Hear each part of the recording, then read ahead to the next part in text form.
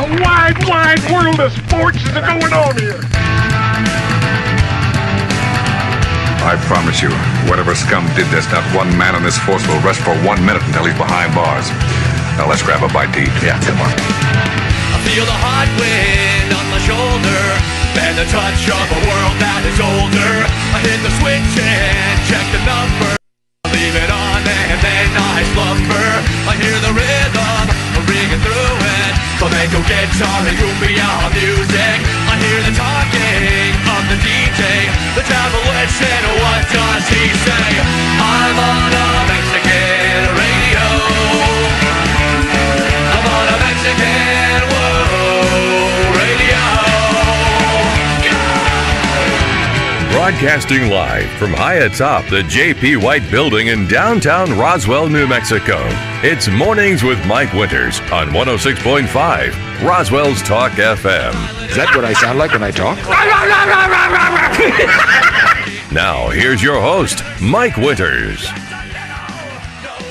And good morning, one and all. Welcome to Mornings with Mike Winters. I am he. That would be me, Mike Winters. Happy Pearl Harbor Day, everybody. Indeed. December 7th. A day which will live in infamy. 1941. Yeah, Pearl Harbor Day. Ever been? I've been to Pearl Harbor. Let that be a lesson to you, folks. Set your alarms. You want to make sure you're awake. I was when I was in the Boy Scouts. When I went to the World Jamboree in Australia, we when I was 14. Yeah. We on the way to Australia, they had a 3-day layover in Hawaii. So we got to go to Pearl Harbor and see Pearl Harbor. I'm sorry, but that is like the biggest brag. On our way to Australia, we had a 3-day layover in Hawaii. It was no big deal. We got laid. Love it. Yeah, love it.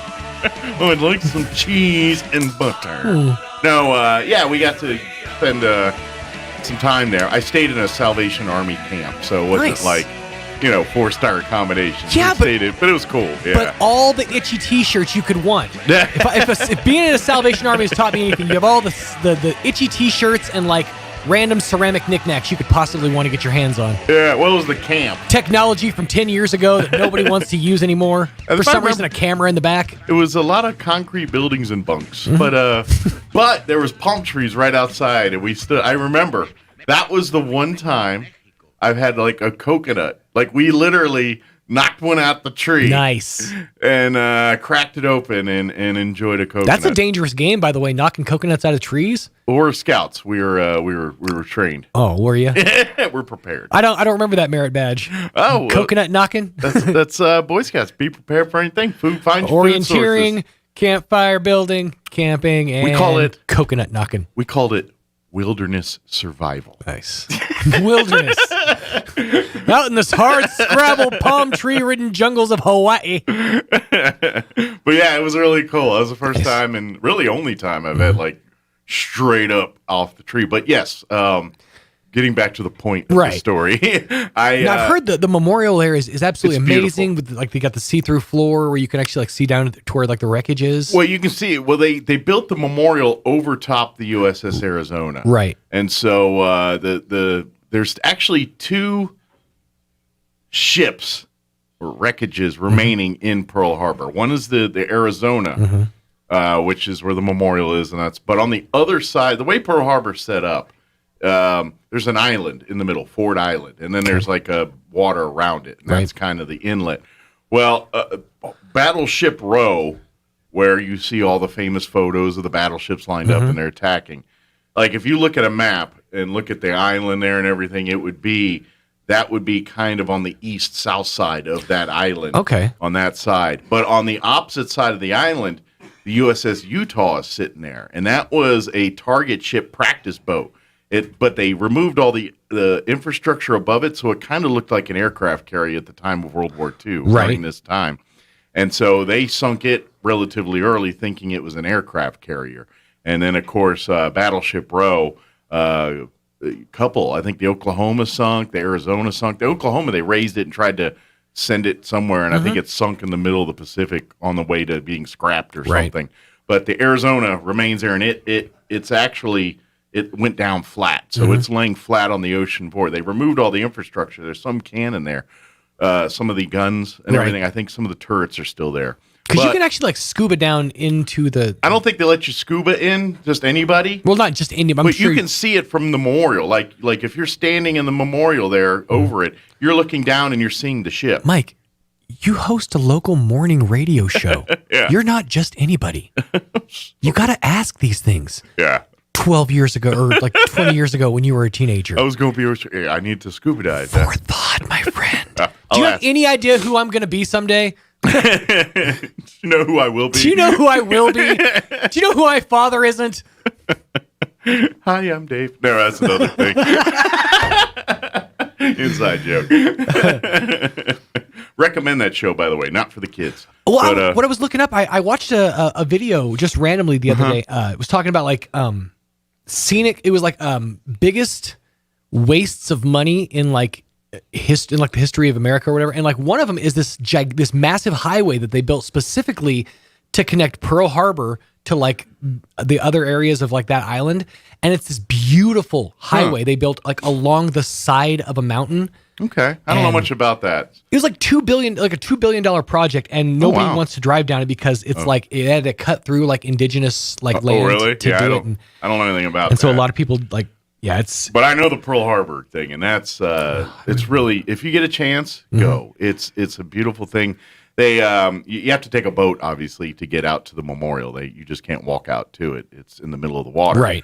But it's a very haunting, very cool memorial, and actually to this day, there's still, you see bubbles popping up from the wreckage. Really? Some seeping up, and from the oils and things that are still down there.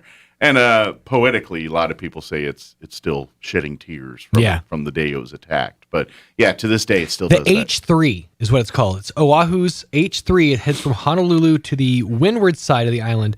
The highway runs through the Kalawao Mountains via the Tetsu Hirano tunnels. I feel as though you're transported through to the world of Jurassic Park, perhaps because the movie was actually shot in the area. Oh, cool. But the way the highway is like just cut through, it's like cut through the mountain essentially. So it's an incredibly scenic drive. But they said it was like one of the biggest massive wastes of money in infrastructure history because nobody uses the highway. Well, I'll go use it. Looks beautiful. It's a gorgeous drive, but it's not really like, as far as like usefulness goes, it's sort of like lost its purpose 20 or 30 years ago. Yeah, I don't remember anything about it, so I don't know. I don't recall it being there when I was there. That would have been 87. Yeah, I think they finished it in like, I want to say like 80 something or 90 something. Okay. It was like early 90s, I think. Okay, yeah, I was there in 87, so I don't think it was around yet when I was there. So, but anyway, I was 14, and politics were the least thing on my brain. Not imagine, sure. Matter of fact, I don't think they'd filmed Jurassic Park there yet. No, yeah, at that point. No. Do you have any idea what they're about to film over here? It's going to put people's careers on the map. You don't know Dr. Ian Malcolm yet, but trust me, you will. Do the math. You will. Life finds a way. Let me give you the rundown for today's show. Our first guest, actually very appropriate for today. Oh, yeah. Robert Sherman with Walker Aviation Museum is going to join us here today. Oh, I bet he has got some insight. You know, played quite the role during World War II, the Roswell Army Airfield, later Walker Aviation, Walker Air Force Base. And so Robert's going to join us here. We'll get an update from him, and I imagine we'll talk a little December 7th, 1941 with him as well. In the 8 o'clock hour, we'll have the folks from the Liberty join us. I'm not sure if it's Josh or some of the other folks there from the Liberty, but they're going to join us, give us an update on some of the events and things. I know they got John Anderson big one coming up 12th, Sunday. Yep, on the 12th here, but they got other stuff going on there at the Liberty as well. So we'll get an update from them here in the 8 o'clock hour. And then in the 9 o'clock hour, about 9:15, we'll have the folks from the Roswell Communal Theater join us. They've got a cornucopia of events going on, including one more weekend of Mother Goose Gets Eaten by Werewolves. They got Santa's Talent That's Search. a fantastic show, by the way. Yeah. Saw it on one more weekend. Did you go out and see it? Went and saw it on Saturday, yeah. Yeah, it was just really well put together show, and very well acted, and kind of interactive too, which was kind of neat. You know? Yeah. And then, of course, Santa's Talent Search. They've got another audition night here, mañana, December 8th, from 6 to 8. If you'd like to be a part of that, win some cold, hard cash. Really, the search, and we'll hear a little more in the 9 o'clock hour for them, but it's open to family-friendly acts between 3 and 7 minutes long. Compete for over $1,200 in cash prizes. Darn. Yeah, including $500 for Place Day First. Mm-hmm. And then going to Santa's Talent Search at gmail.com. You can email there, or roswelltheater.com. You can go. But we'll talk more about that next hour, along with Mother Goose Gets Eaten by Werewolves and all the things they got going on at the RCLT. Mm-hmm. Ooh, I feel like a rap could be coming out of there. Careful. You gotta be careful with those initials. But anyway, we'll do that. Plus, we'll have all of your features, include the news of the local and national variety, along with other features and whatever else we can come up with for today's show. Mm-hmm. Before we do any of that, though, weather, pretty pleasant, especially since it's December 7th. Yeah. Enjoy 60s. I would say, you know what? Our weather might be comparable to what Pearl Harbor's weather would be today. I mean, 60s, weather. Probably a little more tropical than ours. But I was thinking like mid-70s, a little more humid, but you know what? A little more humid, yeah. Yeah, but temperature-wise might be right spot on there. We can feel semi-empathetic. Yeah. Here's your weather. Although they get more rain than we do around this time of year. I'm meteorologist Steve Hamilton with your Pecos Valley weather. Looks pretty good for the next couple of days. Our temperatures will be gradually warming up a little bit. 65 for the high today in Roswell. We'll be in the low 70s for Carlsbad and Artesia, and it should be mostly sunny with high pressure overhead. Low to mid 30s and clear for the overnight hours, and then sunny and low to mid 70s on Wednesday. Fair and mild weather coming up for Thursday. That's your latest forecast. I'm meteorologist Steve Hamilton. Thank you, Steve. Currently 31 degrees here in Roswell. Winds are out of the north at 5 miles per hour. Humidity is at 43%. Partly cloudy today. Expect highs in the mid-60s. 64 officially. Winds will be out of the south 5 to 10 miles per hour this afternoon. Tonight, mostly clear with an overnight low of 32. West winds at around 5 miles per hour. Wednesday, we're back into the low 70s. Sunny, 71. Expect a high, winds out of the south 10 to 15 miles per hour. Tomorrow night, actually, hiccups there. Actually pretty warm for an overnight. Partly cloudy, overnight low of 39. Southwest winds at 10 miles per hour. Thursday, back into the low 70s. Once again, sunny, 72. Southwest winds 10 to 15 in the morning, picking up 15 to 20 for Thursday afternoon. Thursday night, partly cloudy, overnight low, mid-40s, 44 there, so another warm night overnight there. Friday, breezy and mostly sunny, high of 65, and then with those winds, it's going to bring cooler temperatures for Saturday. We're only expected to be in the low 50s on Saturday, back into the mid-60s on Sunday. So we got a few days between now and then. We'll see how that all shapes up. All right, it is 7:18. Let's go ahead and get you into your Roswell Livestock Report recap with Smiley Wooten, and then we'll take a quick commercial break, and then on the other side, Robert Sherman with the Walker Aviation Museum will join us. Don't go away. You're listening to Mornings with Mike Winters. Good morning, this is Smiley Wooten at the Roswell Livestock Auction. 1,703 head of cattle sold on Monday on a steady to higher market with excellent buyer attendance compared to last week. Stocker calves sold 2 to 4 higher. Feeder cattle 2 to 4 higher. Packer cows and bulls sold steady. 3 to 4 pound steers 192, 222. 3 to 4 pound heifers 162, 167. 4 to 500 pound steers 175, 192. 4 to 500 pound heifers 149, 162. 5 to 600 pound steers 163, 175. 5 to 600 pound heifers 145, 50, 149. 6 700 pound steers 155, 163. 6 700 pound heifers 131, 145, 50. 7 800 pound steers 140, 155. 7 800 pound heifers 126, 131. Packer cows 68 to 80. Canner and cutter cows 55 to 62. Packer bulls 80 to 88.50. Feeder bulls 67 to 70. Top half the cow-calf pairs $1,100 to $1,425 per pair. Top half the bred cows $1,000 to $1,300 per head. Now remember, this is the top of the market, and prices range down from this according to quality, condition, and feel. We do appreciate the business. We'll talk to you next Monday morning. This is Smiley Wooten, Roswell Livestock Auction.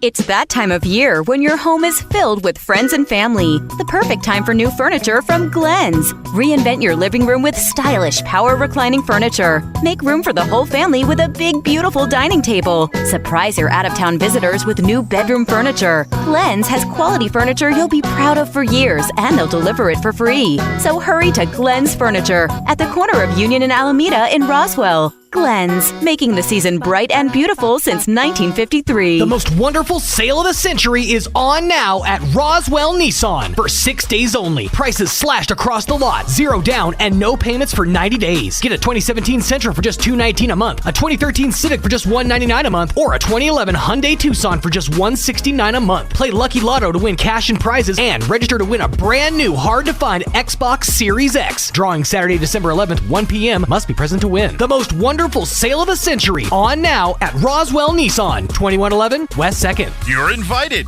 Come be a part of the grand opening celebration of the Valley Cafe on Tuesday, December 14th. Located inside the 180 Youth Building at Church on the Move on Brasher in Roswell. Enjoy soups, salads, sandwiches, burgers, and more. Try some of their signature recipes like the sweet and spicy burger with honey jalapeno bacon barbecue sauce, Chef Anthony Noble's fried avocados, and the Smotherman burger with creamy green chili sauce. Need a morning pick-me-up? Swing by for coffee or breakfast burritos on your way to work. The all-new Valley Cafe, open Monday through Friday, 7 to 3. Stop in for breakfast, lunch, or even a snack after school. Here's a Mornings with Mike Winters fun fact.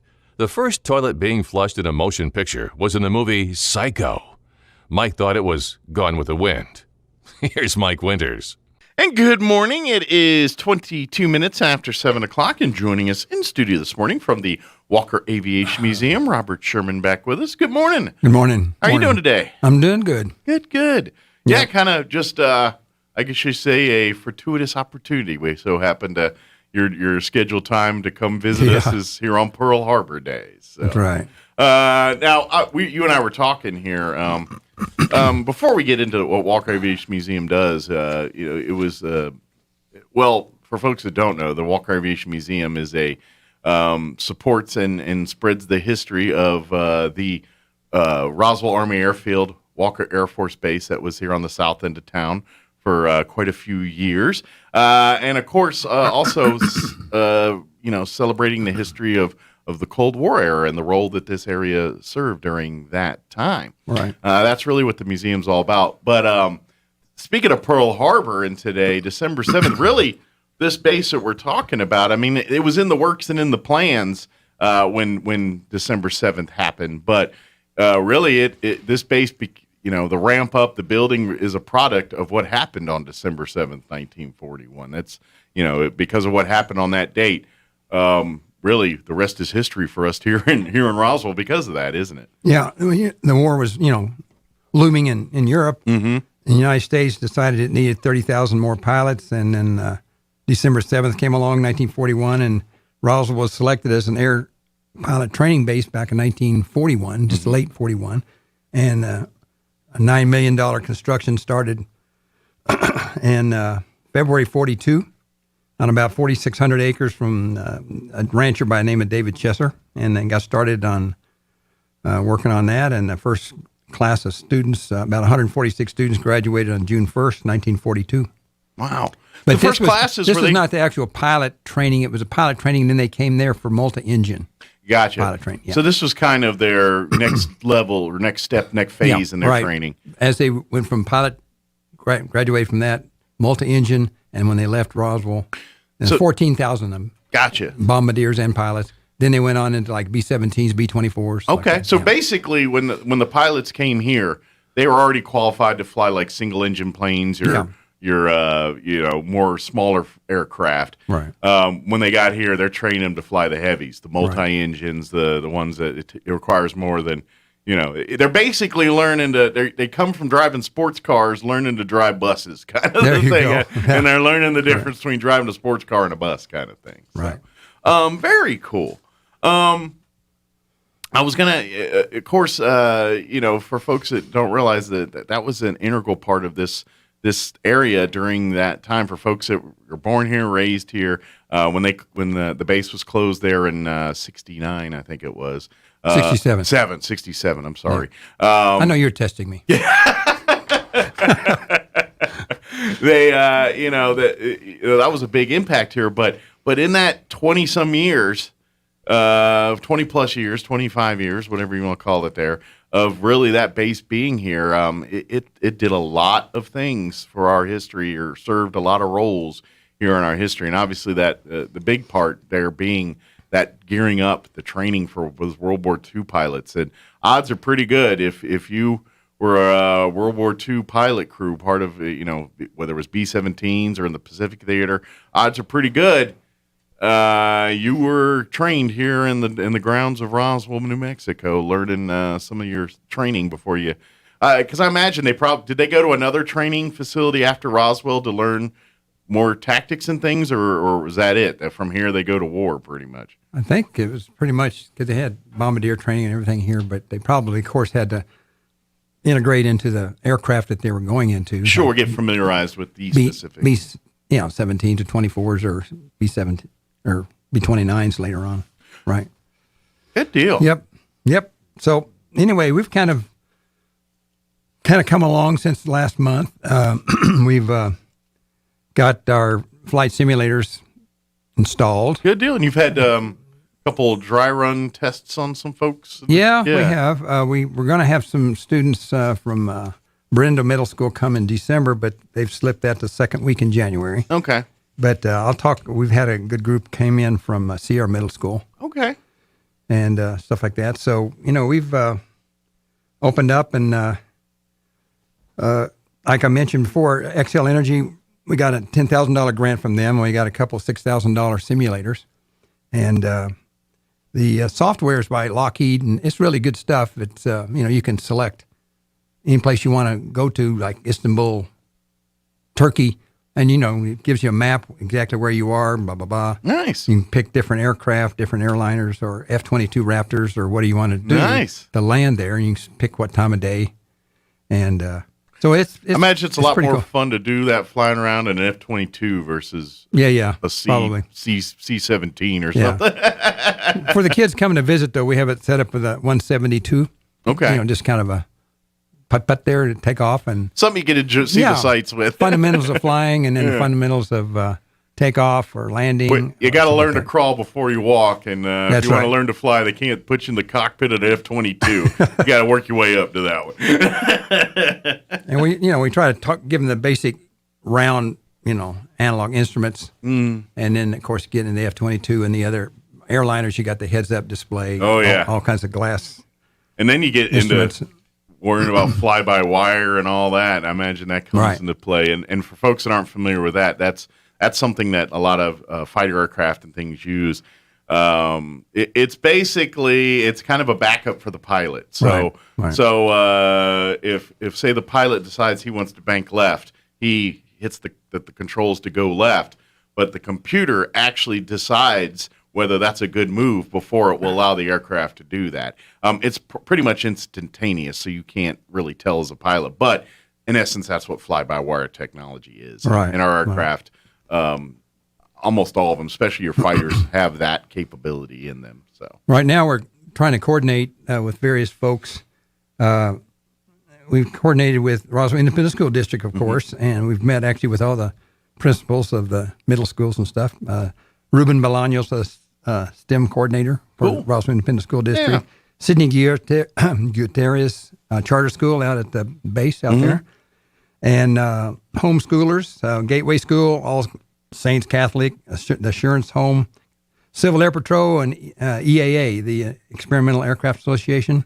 Matter of fact, the museum is just now in the last few days, we're trying to team up with the Civil Air Patrol and with the Experimental Aircraft Association. Oh, cool. Because they're working with kids building, I think the EAA getting ready to start building an aircraft, a little aircraft. Gotcha. And so we're going to, I saw the article in the paper where the kids were flying. youth, and so I thought this is something we sure could team with. We could help them, and they could help us. And so we've been meeting together and plan on doing that. I plan on becoming actually an auxiliary member of the Civil Air Patrol myself. Nice. Girl Scouts, Boy Scouts, New Mexico Youth Challenge, several churches. We're starting to call youth groups there, and homeschoolers. What we're looking for, all you homeschoolers out there listening to this. All right. If you're, maybe 16, 17, 18 years old, a homeschooler, we'd like to get you out and get you really familiar with the flight simulators. And since you maybe have a more flexible schedule, we get to have a school come out, and we need some instructors for the flight simulators. Okay. So we could say, hey, Mr. Homeschooler person, could you come out? Sure. Woman or guy, whatever. And youth teaching youth here. Yeah, you can come out and teach the kids how to, some of the basics that they have. They only have that anywhere from 15 to 20, 25 minutes maximum on the simulator because of come out for a 2-hour thing, and we 8 to 12 folks, and we kind of split them between a career briefing. You want to get everybody an opportunity. Stuff and then flight simulator stuff. Yeah, so, very cool. Yeah. Yeah, I would guess just because I know my time in the Air Force, and the pilot, they have quite a checklist of things they have to do while they're, and they basically checking off as they're going because there's so many switches and knobs in that cockpit there that they have a checklist. All right, mask this to that, to that. And so I imagine it can be a little overpowering. Yeah. Absolutely. So in the simulator, you don't want to get too lost in the weeds with all that stuff because kids are going to want to sit in there and start flying around. They don't want to. All right, master what? All right, fuel pump, AC what? But the purpose of our orientation with school kids is to kind of give them, stick not with this. It's not coming there to use that as a video game. Mm-hmm. It's kind of like do this, and if you're interested, then after they get through, they get a little card that says I'm an EduStation pilot with a number on it, and we keep their first name and their date and the number. They were like the 37th student that came through. Nice. So when they come back and we're open, hopefully soon, full time, they can show it to the person that's working there. Yeah. Said, oh, okay, you've had experience. You can go straight back and continue to work on this flight simulator. It's a great opportunity for kids that want to pursue careers in flight and things. And if you want to get there and get experience and log before some of your formal training kind of stuff happens. Yeah. Because I imagine that simulator time with the cards and everything, keeping track, that'll help with logging hours and all that for when you're pursuing your pilot's license and learning how to do that, if that is the route you want to take here. But really, getting that card and everything is kind of like your library card to have instant access to within the hours of the facility.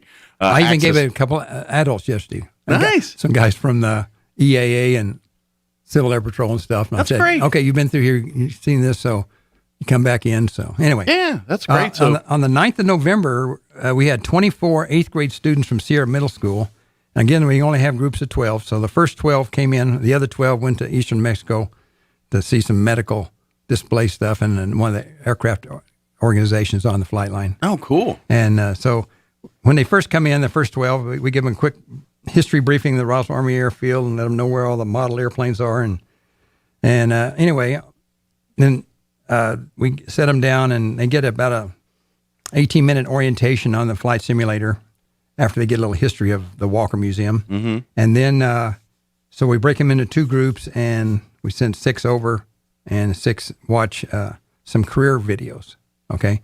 That's why, running 3 people on each simulator is about the maximum we can handle. That's why we say 12. Okay. 8 is actually ideal because you have 2 on each simulator and they can kind of trade positions and do stuff. But anyway, our 11 subjects that we show them through YouTube, while the other ones are doing the flight simulators, one is what the subjects are quickly is determining your best career pursuit based on a Venn diagram, which is like 3 circles, and it's very interesting and it's rated pretty high among the kids. Matter of fact, I have the kids have all of these 11 videos, and they're rated 1 through 5. And they put on if they're male, female, and what their age is. Okay. So we can get some data feedback and say, you know what, if you're a woman and you're in this age group, they really don't like this particular video. And it's kind of just a waste. Sure. So we can maybe adjust which ones they see when they do come in. Sure, so try to do a better job. Get the more bang for their buck there. Yeah. The second one is science, technology, and math overview of careers. Third one is careers in aviation. Then we show them a day in the life of a wind turbine engineer. Then what it's like to be an aircraft mechanic. Nice. Energy careers is the next one. And then oil well worker career. What does a registered nurse do? That's one of them. Then we show them one that says architectural engineering versus architecture. What's the difference? Nice. And how to become an automotive mechanic. And the last one is kind of for fun. All right. And it's roughnecks at work drilling an oil pipe connection. And these guys are out there throwing chains around stuff and doing stuff. It's not necessarily a STEM job, but it's a job that you think, seriously? Sure. That's pretty dangerous stuff, the way they're doing stuff. But anyway. Kind of see how the sausage It's kind of a fun thing. Yeah. It's about a 2-minute video of these guys working out in the field. So anyway, then they flip-flop, and that group goes over and flies the simulators, and the other ones come back. Cool. Well, that's great because they really, and obviously for folks that really aren't aware that, Walker Aviation Museum is part of their mission and mantra here is to get more students interested in STEM career fields and STEM technology. Obviously, the aviation industry is full of folks in that career field, but not necessarily even part of that. Many of the things like you're talking about with the nursing, with the oil field engineering, and things like automotive engineering. Automotive engineering. If we can substitute this one that we have to one that maybe we can get from Crumlin. Yeah. Because they have an actual program tied in with Eastern Mexico for their University. And so they can say, like, wow, this is right here in Roswell, and a little short blip on that. So yeah, absolutely. We're going to continue to modify that, and we're trying to work with Crumlin and other, STEM type career folks in the area. Getting more of our youth. Even Leprino Foods, if we could get them big time. Give us a 3-minute video of. You don't think there's a lot of science and engineering going on over there at Leprino? It's all down to science over there. Yeah. That's that. So it's great. Hopefully, kids coming out playing on the simulator here or doing experiencing some of this. Hopefully they get the bug, and next thing you know, they're our next nurse or airplane mechanic. That's what we're trying to do. It's kind of like when I was at that age, I wish I'd been able to go to something and people give you a kind of a shotgun view of a lot of different careers, and you go, maybe just 2 or 3 folks out of a big group, or just 1 or 2, say a light bulb will go off in their head, and they say, "That's what I want to do," and then go ahead and pursue that, where they didn't even have any inkling beforehand, like, wow, I didn't even know that existed. Yeah, absolutely. I think this is great. So and then when they leave, we give them a list of about 40 or 50 similar videos that are on YouTube. Oh, cool. And some of those are a little long, that 7 or 8 or 9 or 10 minutes, which you don't have time to mix all those in. So they can go home, get on their computer, and look at them. And then we give them a list of about 100 plus STEM careers and a little note on top. Go to YouTube, look these up. Learn about them. If it looks interesting to you, and let them follow that up. Awesome. Well, good deal. And the great part is, if 1 or 2 kids take advantage of this, then the problem is just a success, because that's at the end of the day, if one kid all of a sudden decides to pursue a career in STEM technology because of their trip to the museum, or as part of some of these events here, then I call that a success. That's great. So hopefully we get more than that, but that's the idea. We've got our 2 touchscreens up and running now, and thanks to Steve Griffin, he kind of helped us get it nice. We put all the electric wires down like a little covering, on the made wall. It look all professional. Yeah. So now when we open up, you can come in and they're on. You just walk up and touch it, and you get a history of the Walker, about 2.5 minutes, and then one's a history of the Atlas missile. And by the end of the year, he's up in Albuquerque now.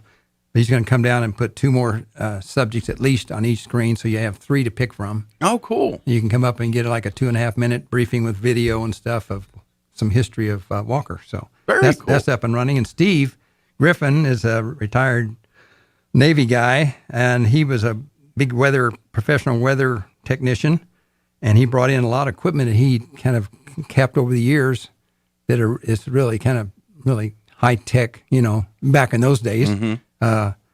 Of weather stuff. So he has that mounted on the wall there next to one of those touchscreens, and cool. We're kind of getting that up to speed, so you can come in and get a lot of information on, wow, what is that? Oh, that's how they measure the rainfall. This is how they do that. It's a little thing that comes into a little funnel, and every time there's that 100 or 1/10 of an inch it flips over and boop, makes a little sound. Anyway, that's a big deal around here. We don't get brain dead often. So. That's true.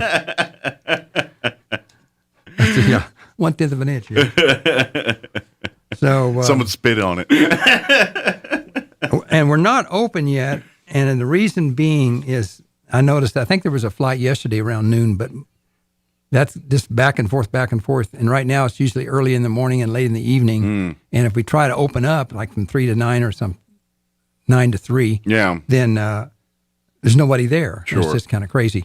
So we're kind of right now working with the students and kids and stuff. But are y'all doing a? We hope to open around hopefully January. Okay. February. Are you doing any kind of by appointment types of, like you said, if you're a youth group or something? Yeah. If you call or reach out to the museum, we did like last week. We did maybe 2 or 3 folks come out, and that was some youth. But we're looking forward to getting some, like I said, homeschoolers and other folks that are maybe have a different flexibility.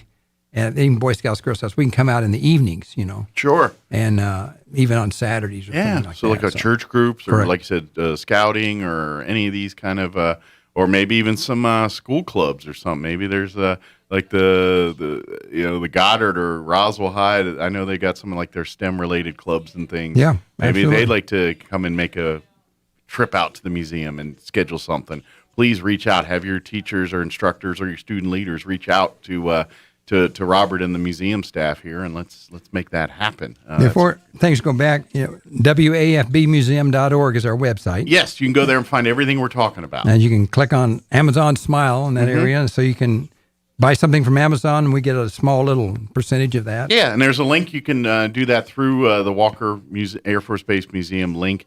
That way, what I recommend is go through that link and then bookmark it on your own browsers. And that way, every time you go to Amazon, you go through that bookmark. It'll come up and say, "Don't you want it?" Yeah. And then now every time you shop through Amazon, a little bit of your purchase, some money will go back to the museum, which is enough people do that. That's a nice little chunk of change at the end of the month. So, and of course, we have to thank the people that keep us in operation. And this is over the past year, and hopefully we'll get started up again here. But Roswell Toyota, XL Energy, Pioneer Bank, Featherstone Development, Phil Cathy, and Dr. Paul Langstrom, and Lloyd Hughes, Glenn's Furniture, giving us a nice big table, some other stuff. Aerospell has been a big supporter in the past. So, we're just kind of plugging along and hopefully get back to normal here pretty soon. Yeah, and if you'd like to financially help and support, not only through the Amazon Smile tab there, but you can become a member, make donations direct through the WAFBmuseum.org website. If you want to learn more about the mission of the museum, things like that, find it all there at the website. If you're interested in serving as a volunteer, you want to be on the board, always looking for fresh faces to be a part of the board and part of the planning. That is a very big thing. 'Cause right now, we've got simulators, great, but we only have 1 or 2 people that are available during the day to help out. So that's why we're looking for homeschoolers, anybody. Yeah, retirees, homeschoolers. Even you, Mike. Even me. Okay. I'm not available during the day, but but yeah, if you love to do this kind of stuff, this is. I didn't think I saw 117 on there. Yeah. Although they flew around this area. I know they did. Yeah, they flew all over this area. Matter of fact, I saw them when they flew formation over on the way heading out to the Middle East. Did you? Yeah. Yeah. I heard they were coming. I saw formations of them headed going from west to east. I was in some of those, not in the 117s. I was probably in a C-17 or something following up as a crew there. Yeah. But yeah, I was part of those groups back in the 90s when they were doing those launches. And how much time we got? We got about 5 minutes, 10 minutes. So yeah. 5 minutes, okay. Yeah. Do you want me to run through that quick history? Yeah, let's do it. Okay. I kind of lied. I said last time we were going to talk a little bit about the Cold War, but we'll do that next month. Okay. But I'm just going to review an interesting history of the B-29 boxcar and a boxcar by the name of the Great Artiste. Okay. Yeah, obviously, being Pearl Harbor Day, that kind of kicked off our participation in World War II. Well, obviously, the bombings of Hiroshima and Nagasaki. So this is kind of a story on the ending after what they did to us on Pearl Harbor. Yeah, Roswell played a vital role in some of the activities that went on as part of that. Well, later on, the planes came back to Roswell. Yeah. Okay, so they were out of Tinian. But anyway, Major Charles Sweeney of the 393rd Bomb Squadron commander, he flew a B-29 called the Great Artiste, and he was flying the Blast Measurement Instrumentation Aircraft, which it was, on the 6th of August Hiroshima mission. Okay, so basically that its role was to monitor the when the bomb hit in the smoke cloud and do measurements on that. Gotcha. So Major Sweeney and the Great Artiste were scheduled to carry the second atomic bomb on the second mission, and the second target was Kokura. Okay. And because of weather, it changed that. Anyway, gotcha. The blast measurement instrumentation was supposed to be moved from the Great Artiste over to Boxcar to make room for the atomic bomb on the Great Artiste. However, due to moving up the scheduled mission from 11th to 9th of August due to predicted weather, they didn't have time to make that change of equipment. So they said, okay, what we're going to do is we're going to put the bomb on Boxcar, and we'll just take the crew off the Great Artiste, which was going to fly that mission, and move them over, and they'll fly Boxcar. Okay. And the Boxcar crew went over and flew with the Great Artiste with the instrumentation. So basically, which they were going to do anyway. They were going to put the instrumentation in Boxcar, but so the guys, all the training and everything, had to swap aircraft. Yeah, just had to swap the aircraft because that's a lot easier than swapping all the gear inside of the aircraft. I think the Enola Gay was the only one that had the name on the front of the nose, and Boxcar and the Great Artiste did not have their name painted on the nose until after all this took place. Okay, so they're just looked like, unless you memorize the number on the tail or something. Sure. Okay. Yeah, they were indistinguishable other than the tail number. So when the Boxcar arrived at Kokura, it flew 3 bombing runs over the city, lasting about 50 minutes total, and they could see the target was so covered up with weather, they went to an alternate target of Nagasaki. Okay. So that was the alternate target. The atomic bomb Fat Man was dropped on Nagasaki at 10:58 a.m., 9 August, 1945. It's a 21-kiloton weapon, exploded 500 meters above the ground, and it actually went off 1.5 miles northwest of the planned aiming point. Okay. So it didn't really hit exactly where it's supposed to. Well, that's the thing about nukes. You just have to be close. They're pretty high. Yeah. So it was approximately 44% of the city was destroyed. Wow. And part of it was protected by the intervening hills. But anyway, then, due to a failure of a fuel transfer pump, Boxcar, after it dropped the bomb, had 640 gallons of fuel that it could not use. So it diverted to Okinawa instead of Iwo Jima, the land. Boxcar also could not contact the Okinawa tower due to radio failure. So they fired some flares. They'd lost one engine on final approach due to lack of fuel, and it landed 30 miles an hour faster than normal. Just as it touched down, it lost a second engine due to lack of fuel. Oh, wow. And it was coming in on fumes. Booking along, and it hit the brakes, and it was able to perform a fairly high-speed 90-degree turn at the end of the runway to prevent a crash. Wow. So they came in hot. Yep. Wow. And then the last little interesting thing was the war correspondent William Lawrence of the New York Times was on board the Great Artiste. And, of course, he didn't know exactly what airplane he's on. He thought he was just, on the observing, not on the bomb-dropping one.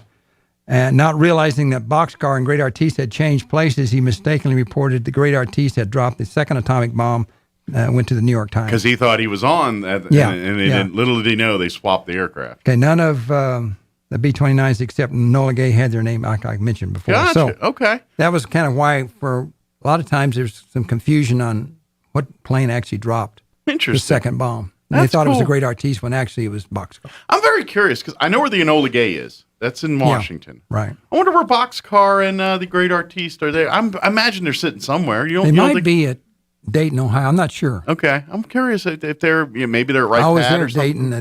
That's a wonderful museum. Yeah. You don't want to go to that museum and then come to our museum. Because I think when I was there, they had 360 aircraft inside the hangar. Oh, yeah. I mean, it's just like unbelievable. That's a no. Yeah, they're probably second, and I don't even know if second's the right word, to the Air and Space Museum as far as inventory and that's crazy facilities to do an Air and Space Museum. That's true. Because I know the Enola Gay you can actually go see. That's in Dulles, in the Smithsonian Air and Space Dulles Annex, which is it's not in the. If you go to D.C., there's the Air and Space Museum downtown in the city. That's the main museum. It's not in there. They have an annex that's out by the airport in Virginia, And that's where they've got the space shuttle, the Enola Gay, an SR-71 Blackbird. I believe there's a Concorde in there. Yeah. A few other historic aircraft as well. So. Yeah. They have those too also in Dayton. I know they have Concorde and all those SR-71. You know, weirdly enough, though, I have not seen, other than like on a stick at Holloman, I have never been to a static of a 117 since I've been out. There's a couple out there. 117? The F-117. Oh, F-117. Yeah, they've got a few statics out there, but it's not many. Huh. And I have not seen some. Matter of fact, it's funny because I follow some of the F-117 stuff on Facebook. Yeah. And you'll see like one of the, I don't know if it's that Dayton or another one of those, but they were just getting one of the F-117s that I remember very well, Shaba, which was Ghost, 817.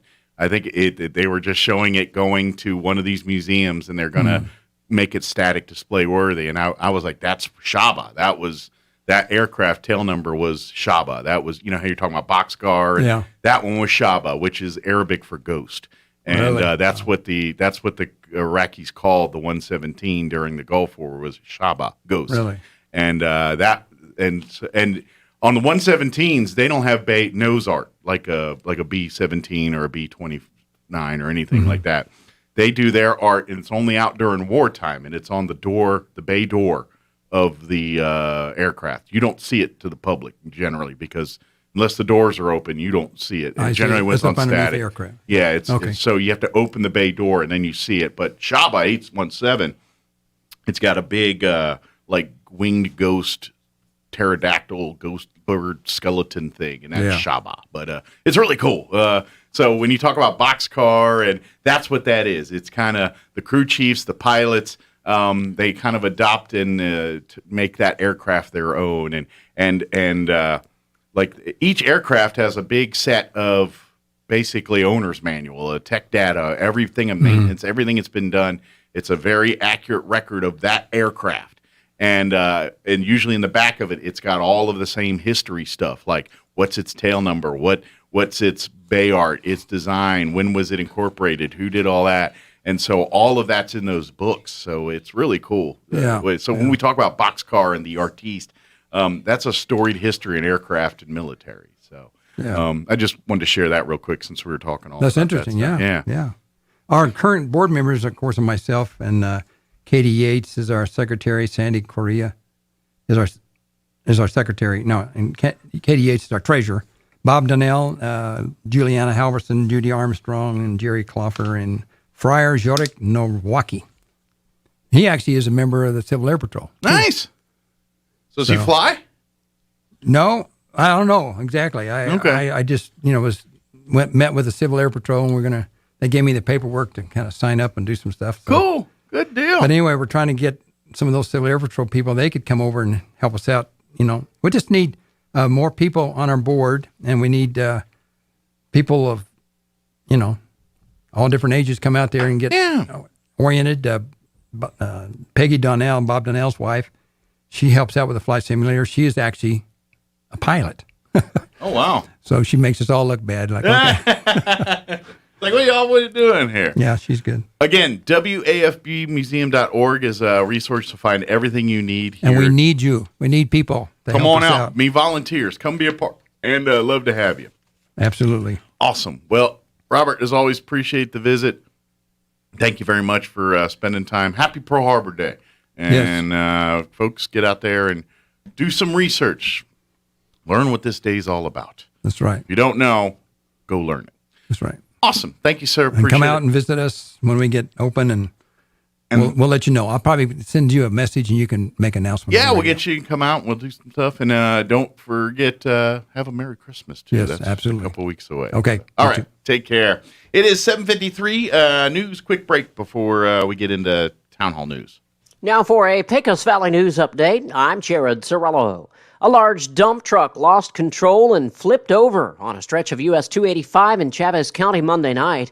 Deputies responded to the location and found that the dump truck's load of sand had spilled across all lanes of traffic. So that caused a bit of a problem. The road had to be shut down. The driver of that dump truck was slightly injured in the wreck, but he's expected to be okay. No word on why the unnamed driver lost control.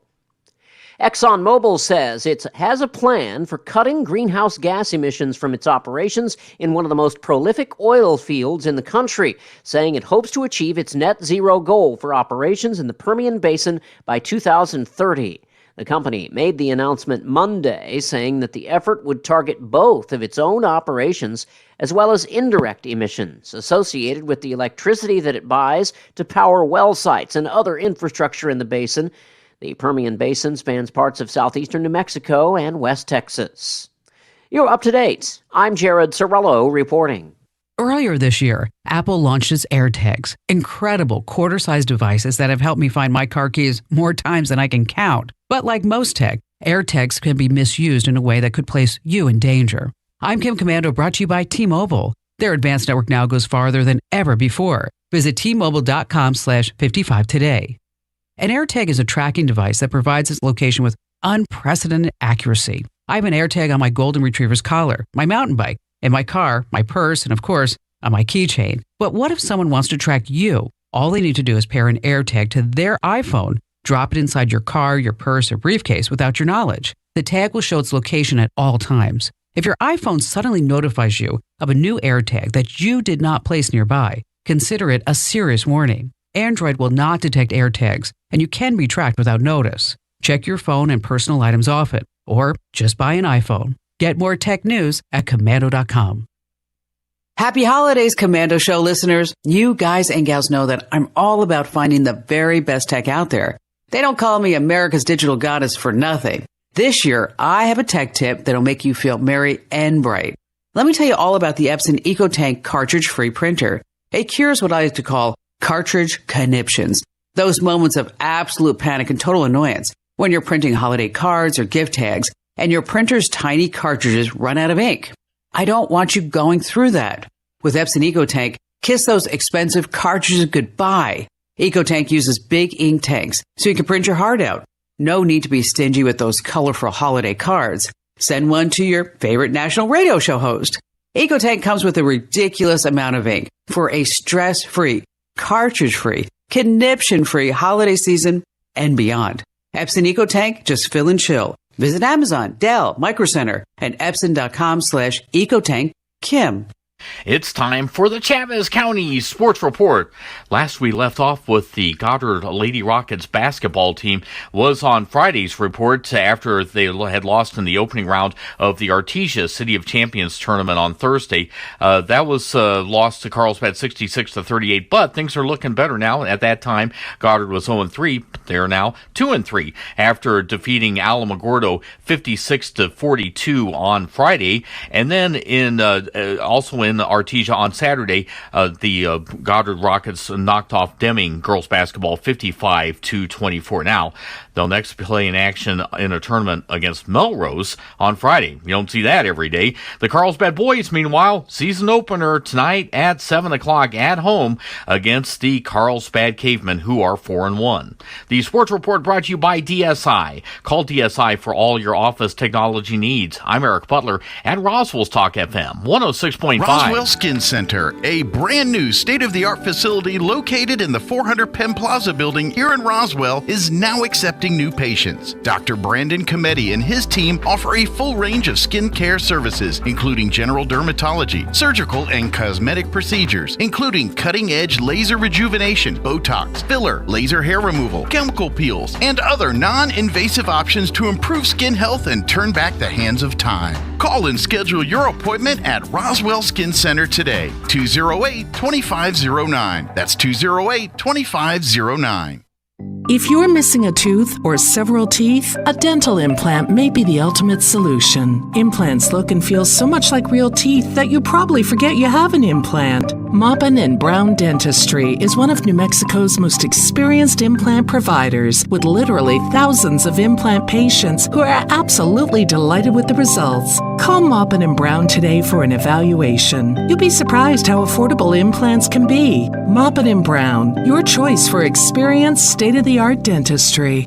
Have you noticed the days are getting shorter? This is Jim Gill from Roswell Seed Company. I know it's kind of hard to tell, but we're on the downhill side of the year, so every day is a couple of minutes shorter than the one before, even though your plants need plenty of food and water to keep them healthy. Like those globe willows that are turning yellow. A good dose of the right fertilizer will make them bright green again. No matter what the problems you're having, we probably have a cure at Roswell Seed Company. But come see us soon, because winter's coming, you know. On air and online, this is Roswell's home for talk radio. KEND Roswell.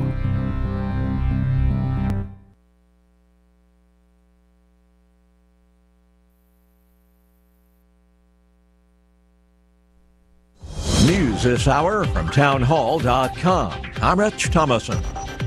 We're less than an hour away from a high-stakes video call between President Biden and his Russian counterpart, Vladimir Putin. The White House says the two leaders will discuss a range of issues, but Russia's military activities along the Ukrainian border will top the agenda. Press Secretary Jen Psaki says the U.S. has been warning Moscow about its aggressive behavior. We have been preparing a range of economic sanctions or economic options that could have a detrimental impact on the Russian economy. Putin denies any plans for an invasion of Ukraine, despite sending tens of thousands of Russian troops to the border. Greg Clugston, Washington. China's foreign ministry lashing out at the Biden administration for announcing a diplomatic boycott of the February Beijing Winter Olympics. China says the U.S. will pay an unspecified price for what it describes as America's wrongdoing. BBC's Robin Brandt in Beijing. U.S. athletes coming here for the Winter Games or American companies involved may find that they face more stringent checks. In this era of repairing alliances under President Biden, attention will now turn to close allies, the UK and Canada, to see whether they will follow suit. The U.S. will not send any diplomats or government officials to the Games, but American athletes will compete. December 7th, 1941. President Franklin Roosevelt called it a date which will live in infamy. The president addressing a joint session of Congress the day after the Japanese attack on Pearl Harbor that left more than 2,000 Americans dead, propelling the U.S. into World War II. It was 80 years ago today, and today solemn ceremonies are planned at Pearl Harbor. On Wall Street, the Dow is up 460 points, the NASDAQ 390 points higher, and the S&P 500 index is up 85 points. More on these stories at townhall.com. Great news, Nick. Legacy boxes are still in stock. With Christmas just around the corner, there's still time to buy the best Christmas gift ever. Legacy Box. That's right, Adam. Order today and Legacy Box ships immediately. It'll arrive ready to wrap and place under the tree. Gather the family together this Christmas and collect all your old VHS and camcorder tapes, slides, pictures, and film reels. Then you can binge on the good old days. From fading over time to risks like fire and water damage, your memories aren't protected unless they're on a digital format. Legacy Box helps you replay those great moments from the past, from Christmas morning to your wedding day. Legacy Box is the world's largest digitizer of home movies and photos. All the work is done right here in the USA, and over 1 million customers have trusted Legacy Box. This Christmas is the time to digitize. Visit legacybox.com/lbox for exclusive holiday savings. That's legacybox.com/lbox for last-minute shopping. legacybox.com/lbox. New research says coronavirus pandemic has widened the gap between the world's haves and have-nots. Fewer than 3,000 people now own 3.5% of the world's wealth, the report says, while the poorest 50% of the planet's population own about 2%. Developing countries which are short of vaccines and of the financial resources to respond to a public health emergency have struggled to cope. That means inequality within those countries has soared. The report identifies Latin America and the Middle East as the world's most unequal regions, whereas in richer countries, policies such as income support for employees unable to work during the pandemic has helped cushion the blow. That's the BBC's Chris Morris. A gunman opened fire today in a Moscow City customer services facility, killing 2 people and wounding 3 others. The mayor of Moscow says there is a suspect in custody. News and analysis at townhall.com. California Republican Congressman Devin Nunes says he's stepping away from Congress at the end of the year. Nunes had been a shoo-in to become chairman of the powerful House Ways and Means Committee if Republicans were to recapture the House next year. Instead, he says he's trading in his Capitol Hill credentials to pursue a new opportunity. GOP sources say the opportunity is to head up former President Trump's new social media platform. A move expected to be a bump in pay for the 10-term congressman. The platform will also put Nunes to work amplifying conservative voices, often stifled by the mainstream social media platforms. Bob Agnew reporting. An explosion has rocked the center of Iraq's southern city of Basra, killing at least 4 people and wounding 4 others. The blast sending a column of black smoke into the sky. Local news reports initially reported a car bomb, but the governor of Basra told reporters on the scene that a motorcycle had exploded. More on these stories at townhall.com.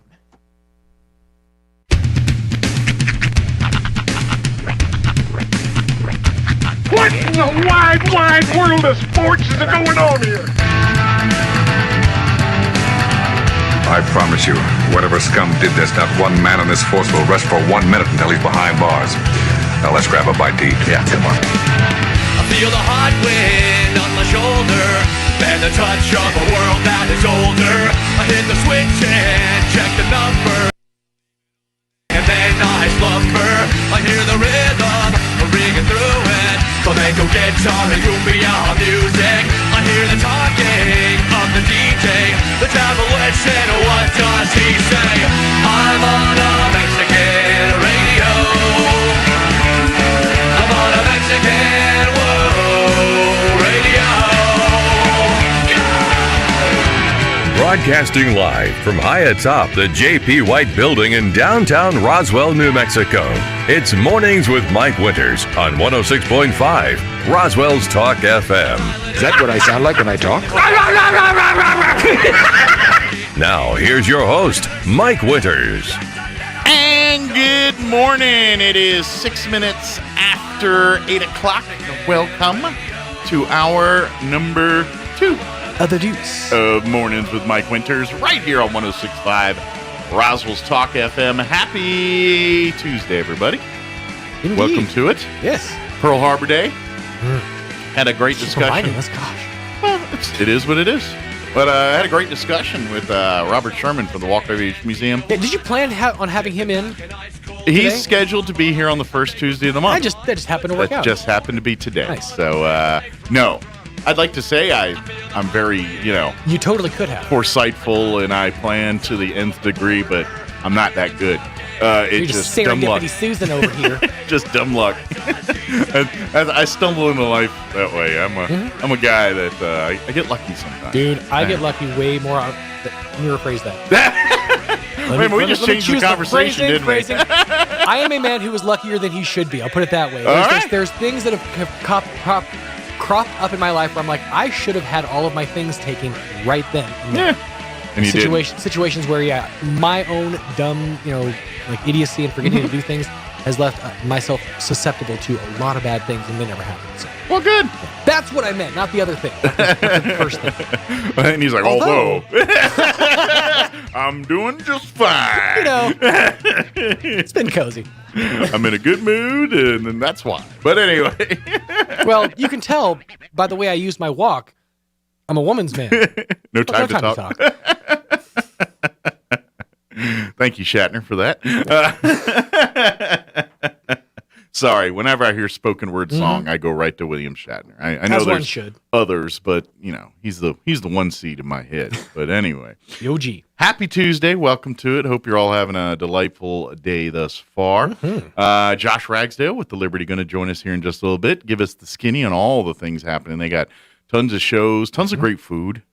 I mean, we always talk about concerts, but I'm a food guy. I want to talk about food. Music's wonderful. I love music, but it don't fit my belly. I just found out they have a whole cigar and whiskey night. Like that's amazing. That's like right up my alley. I'm totally down with that. So yeah. There you go. Just join the Liberty. LibertyInc.com. There you go. Josh will join us. My bell's way over there. I had to ring it. Oh yeah, your bell. It's fine. Where's your bell? It's over there. It's in the Josh zone. Ah, there we go. Hey, it worked just fine for him. You know what? That's also why he probably doesn't get speeding tickets. Everything a little bit heavy. That's all I'm saying. It's all in the wrist, man. Look at that flick of the wrist. Yeah, you're trying to bullet, and if you just bullet, it doesn't. It's not working for me. You got a little flick. Yeah, you got a little finger flick roll. there. Yeah, exactly. So Chamberlain. yeah, Little finger roll. it's all you got. Treat it nice. Buy it a drink, massage it.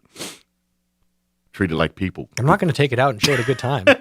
I would. If you really want it to be effective. It's been here the whole time. You haven't yet. It's not my bell. It complains to me when you're not here. It's like not you don't my even pay bell. attention to me. It's not my bell. It's true. I did. I brought it here. Stole it from the Artesia office. I think I'd like to see you at the Liberty, there at the bar with you and the Just me bell and the having bell? a drink. Bartender. Another one. I don't know why I didn't actually just ring the bell. It was sitting next to me. Then you get like a big giant sandwich for it. It doesn't eat it, and you're just like, your eyes were too big for your stomach. Or I go to the bathroom. Half my fries are gone. You said you wanted a salad. If you wanted fries, you should have ordered fries. I would love to see that conversation. And if you make that happen, I'll Just sitting like this. We're in a fight right now. Oh man, there was something I was going to say, and I done forgot what it was. Yeah, it always goes away. I'll It'll get come it. back. My dad used to say, "Oh, it wasn't important enough to remember." I wanted to punch you in the throat when you said that. It was. I'm just absent-minded. Yeah. That my mom was excellent at those jabs like that. The lost one was always, because I think I've said that one on the radio. Hey, Ma, you seen my shoes? Where's the last place you looked? Oh yeah. Well, if I'd known that, I wouldn't have lost my shoes. Now would I? Thank you for that insightful piece of advice, Mother. It's an old Jeff Foxworthy or Bill Engvall bit. Did you find your keys yet? Yeah, but I'm still looking for them.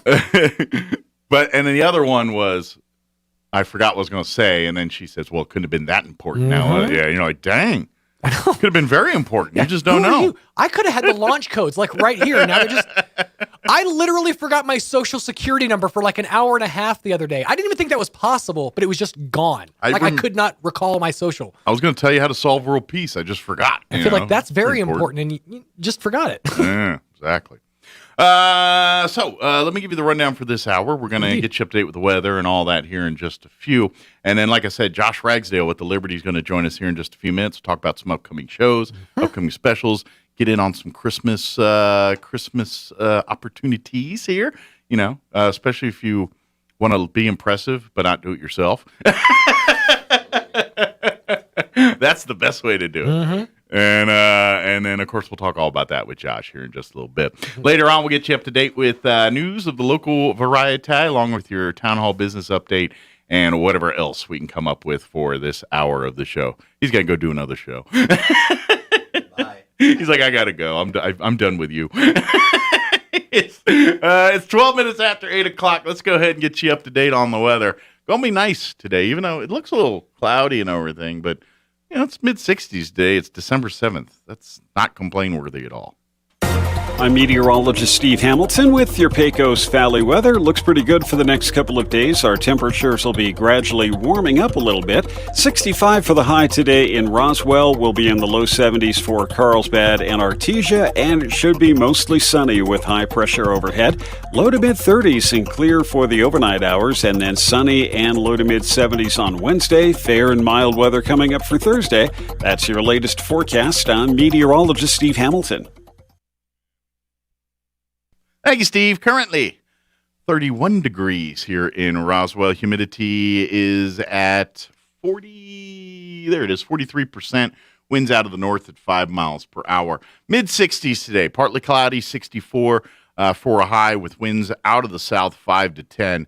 Tonight will be right at freezing. Mostly clear. Overnight low of 32. West winds at around 5 miles per hour. We'll be in the 70s tomorrow. Sunny, 71 for a high. Barely in the 70s, but still in the 70s. December 8th, remember. South winds 10 to 15 miles per hour. Tomorrow night, partly cloudy. Overnight low of 39, so we warm up near 40 for an overnight low Wednesday night. And southwest winds at around 10 miles per hour. Once again, back in the 70s on Thursday, sunny 72. Little breezy, though, on Thursday. Southwest winds 10 to 15 early, 15 to 20 for Thursday afternoon. Warm overnight Thursday night, partly cloudy, overnight low of 44. Friday, 65, mostly sunny but breezy. And that's going to bring in cooler temps for Saturday. Sunny, 51 on Saturday, but back into the mid-60s on Sunday. So it's short-lived. All right, it is 8:14. Let's go ahead and take a 3-minute commercial break. And then on the other side, Josh Ragsdale with the Liberty is going to join us, and we'll chit-chat about all that's happening over at the Liberty. Don't go away. Roswell is our home. That's why we've all got to do our part to stop illegal dumping. Throwing your trash, clutter, or yard debris in the alleys, sidewalks, or streets is a crime, and it takes time and money to clean it up.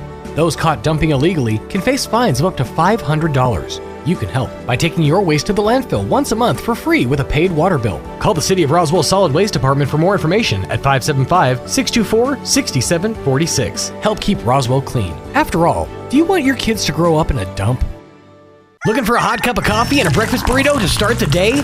Brewer's got it. What about a midday snack or a pick-me-up? Brewer's got it. Dinner for the family after a long day? Brewer has what you need. Brewer's grill locations have extended hours, serving up all your favorites and brand new cravables, like their mushroom Swiss burger, their bacon and green chili chicken sandwich, and more. Find your nearest brewer online, then call ahead for super quick pickup. Fuel your smile at a locally owned brewer near you. Whatever you need, Brewer's got it. ENMU Roswell offers high school students the opportunity to get a head start on their college education journey into healthcare. Through the Allied Health Careers Pathway, high school learners can enroll in dual credit courses that introduce them to a wide range of careers that include emergency medical technician, paramedic, nursing, occupational therapy, respiratory therapy, medical assisting, phlebotomy, and nursing assistant. Start your healthcare career path at ENMU Roswell. Contact your high school counselor for more information. Nook's Asian Market brings the flavors of the East to you with new winter hours. The restaurant is now open 11 a.m. to 6:30 p.m. and the store 11 a.m. to 7 p.m. every day. Be sure to get your last order in by 6:30 p.m. Delicious, authentic dishes, including a variety of Thai noodle soups, dried egg noodles, dumplings, and more, served at your table or to go. While you wait, browse the store with lots of fresh new ingredients like galunga, lemongrass, lime leaf, and Thai chili. Nook's Asian Market, South Main, Roswell.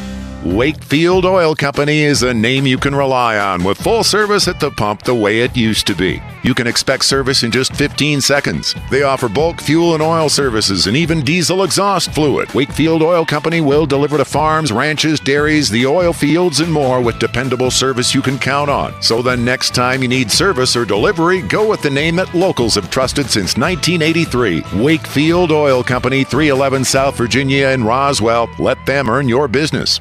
It's back and just in time for Christmas, the Yucca Blossom Christmas Jamboree.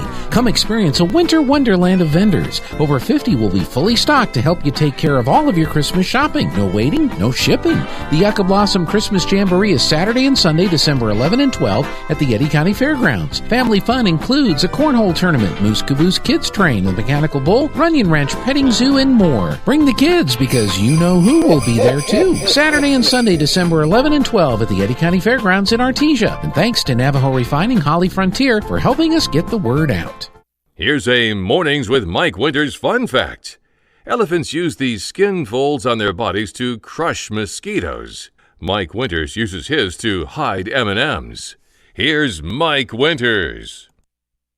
And good morning. It is 17 minutes after 8 o'clock, and joining us in studio this morning from the Liberty here in Roswell, Josh Ragsdale back with us. Good morning. Morning, Josh. How you doing today? I'm good, man. Good. How's the holiday season for you? It's good. I had a great Thanksgiving. Good.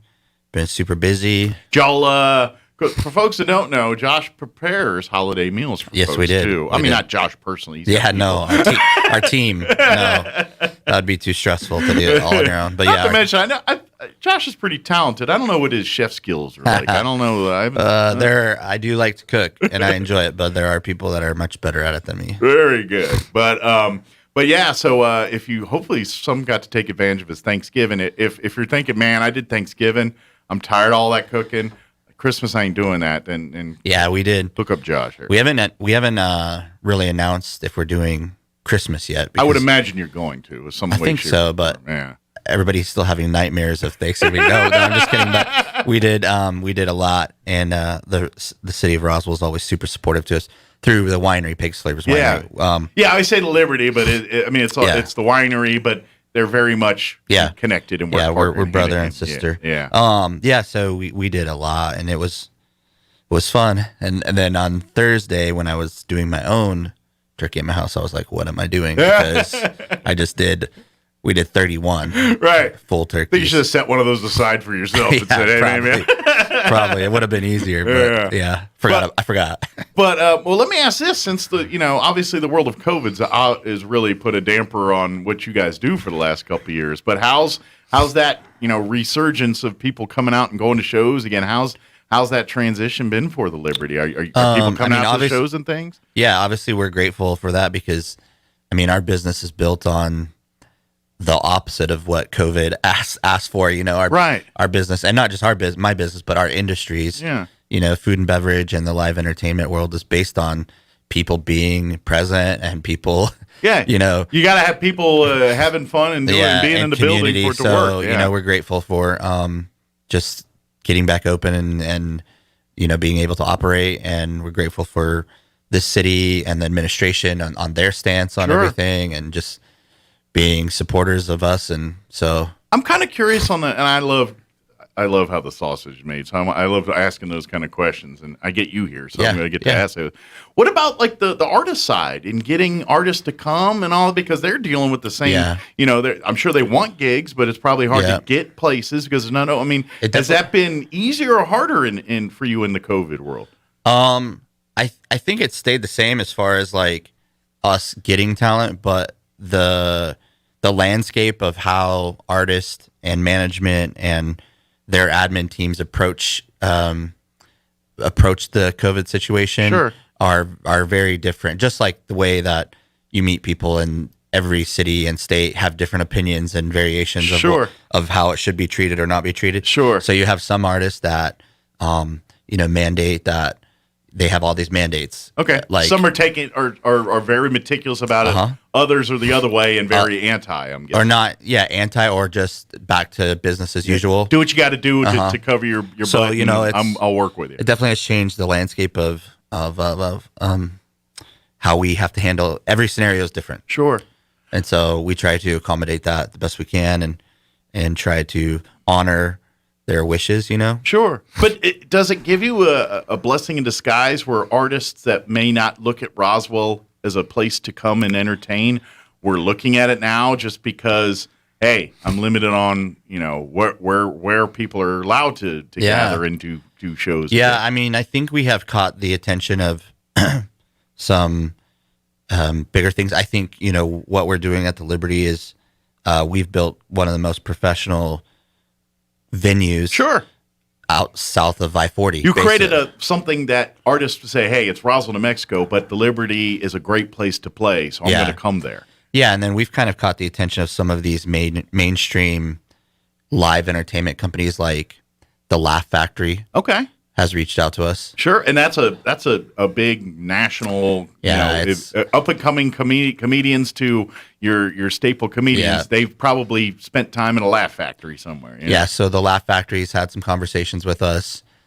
We've had some conversations with Live Nation and AEG, which are the two world's largest concert promoters. So so we're just doing our thing, but it's nice and it's always flattering to be recognized, but we just keep our head down, and last year, the last 2 years have been kind of crazy, so we're fortunate to come out and still be here.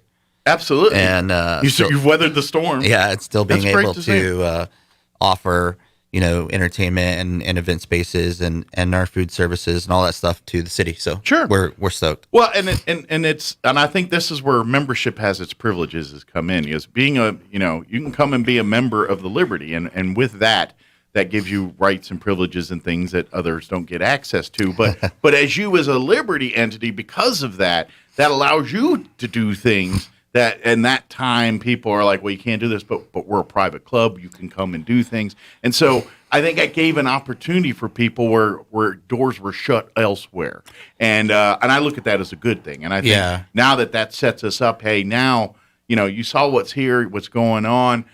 You can still, be a member, be a part of that here, but now we can open to the world as well, too. And I think because of the nature of what it is, that almost helped a little bit in COVID to do things that the world wouldn't let you do at the time. You know what I mean? Totally. I think that COVID, in some degrees, was a blessing in disguise, and not just for us and our business, but nationwide. I think that people realized not to take some of these great things that our city and other cities have to offer, and then like with live entertainment. Sure. I mean, my wife and I were in San Diego the night that it's called the Belly Up. It's a big music venue, but we were there in Solano Beach the night that venue opened. And you would have thought that Jesus was coming to town. I mean, it was just... People were ready. Oh, it was ready, you know? And I think the reason for that energy and just like, you know, the people missed it. Yeah. And I think so COVID kind of brought that out that, hey, let's not take this for granted anymore, Sure. you know? People gained a valued appreciation for what they had, and COVID taught us some of that. Yeah, too. I heard a guy tell me throughout this. He said, "I will never turn down going to see music or a movie or going out to dinner ever again." You know, he's like, "I've missed these entertainment, these opportunities that we just do on a whim. Now, you know, we couldn't do on a whim, or now. go to a football game. You know, whatever. Exactly. And so, yeah, you know, there are some people that didn't affect their lives. There are a lot of people that, I mean, I could not be one of those people because I'm a social person and Sure. I like to be out and I like to do that stuff. But Sure. there are people that, you know, they like to stay at home and God bless them. Like, that's their thing. Sure. But And then there's a lot of us that are like in the middle. You want to be out sometimes, you want to be home sometimes, and now you can do the out sometimes. Now. yeah, totally. So, Obviously there's some great stuff coming to Liberty here. I would love to, you know, we talk with the holidays coming up. Maybe membership is a great gift. yeah, we actually just did a membership sale too. So Good deal. So yeah, I always say tickets make great stocking stuffers. Sure. And memberships do too. And then the winery, we have great gift cards.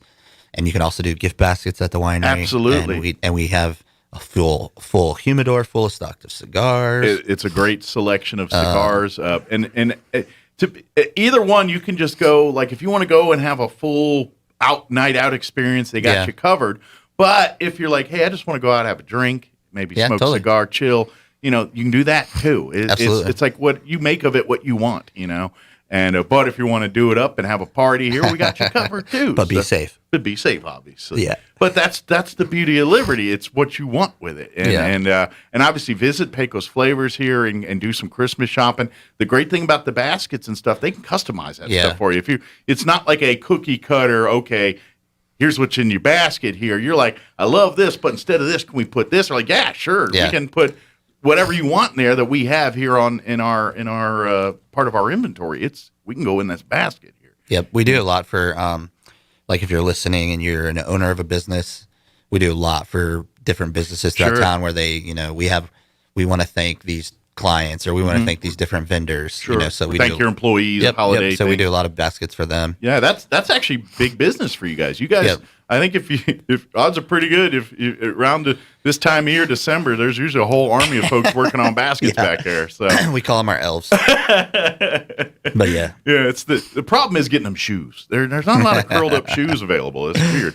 But, come by the winery. Our retail store looks great. We've hired a new retail manager, and he's doing a great job. And so good deal. We're excited, and we got John Anderson coming. I say that was where I was going next here. If you've been indoors and haven't been to a concert in a long time, then hold out for this Saturday for the 12th. John Anderson is he's coming to town, and I mean, it's John Anderson. What else do I need to say? So this Sunday night we have. Or is it Sunday night? I'm sorry. Sunday night. It's the 12th. It's the 12th. It's just Sunday. Yeah. I couldn't remember what day the 12th was. Yeah, legendary country artist, singer-songwriter John Anderson, who wrote Just a Swingin'. Yeah.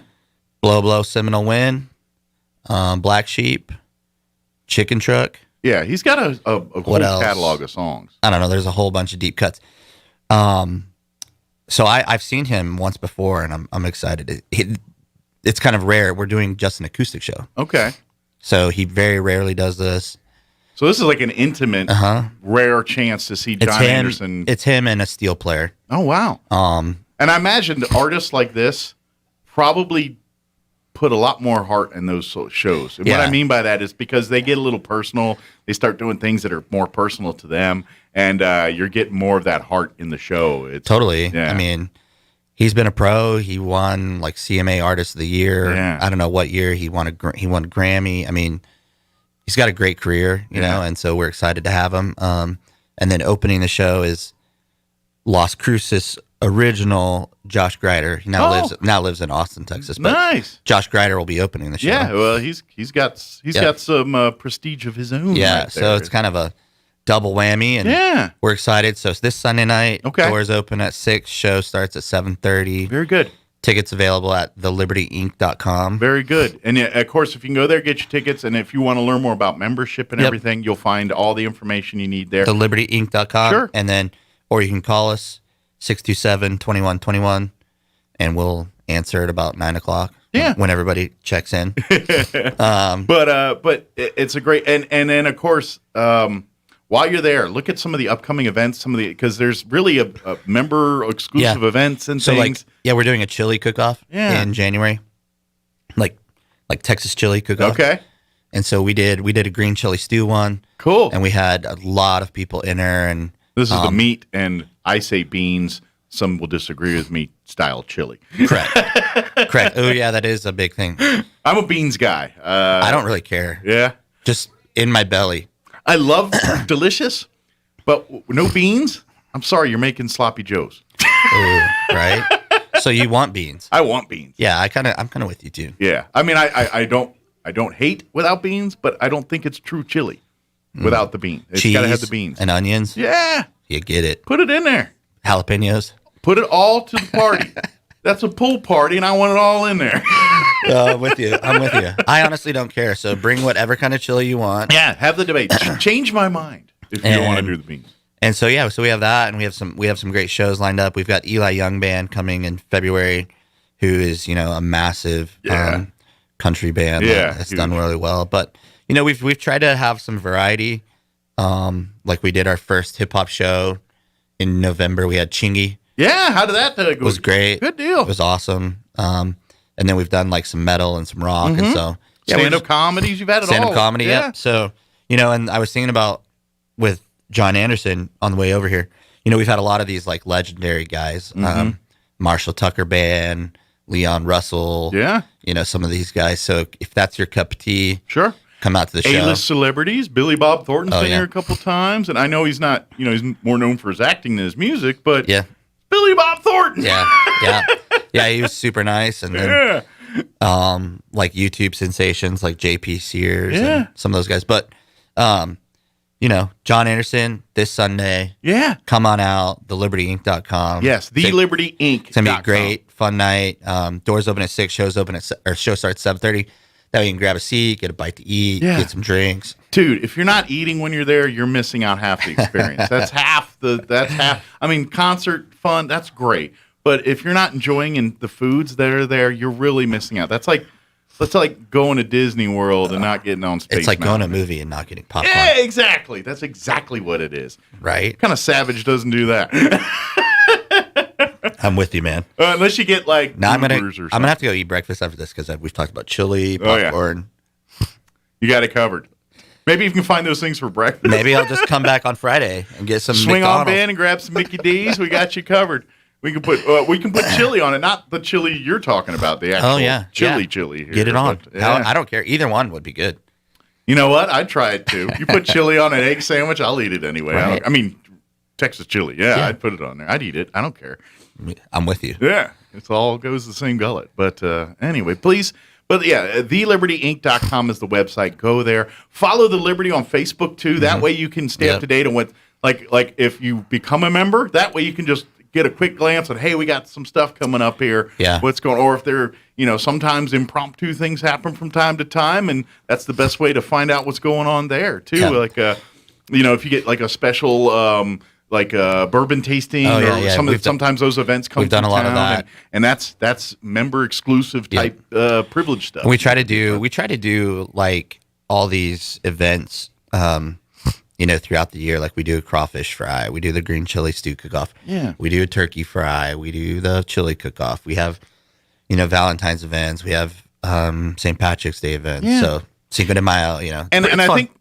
Correct me if I'm wrong, but being a member and stuff, that allows you, if you need a space for your parties, events, and things like that, you get an in on doing that at the Liberty too. So it's not all about just entertaining you. Yeah. You can use it to entertain your family. We have a lot of customers that are members so that they can host their board meeting or their group meeting and all that kind of stuff. And so we have a lot of that. Yes, sir. Yeah. And then, and depending on your level and stuff, you can even get them to cook for you during that stuff and all that, depending on what you do, and impress your friends. And I'm telling you, just to make Sunday. If you've never been out to the Liberty, make Sunday night your first time. Go get you some tickets. To John Anderson. Come early, have a meal. What's the menu for Sunday? Do you know yet? I don't totally know yet, just because I don't think we've totally decided. But usually we do like a really nice charcuterie or cheese board, nachos.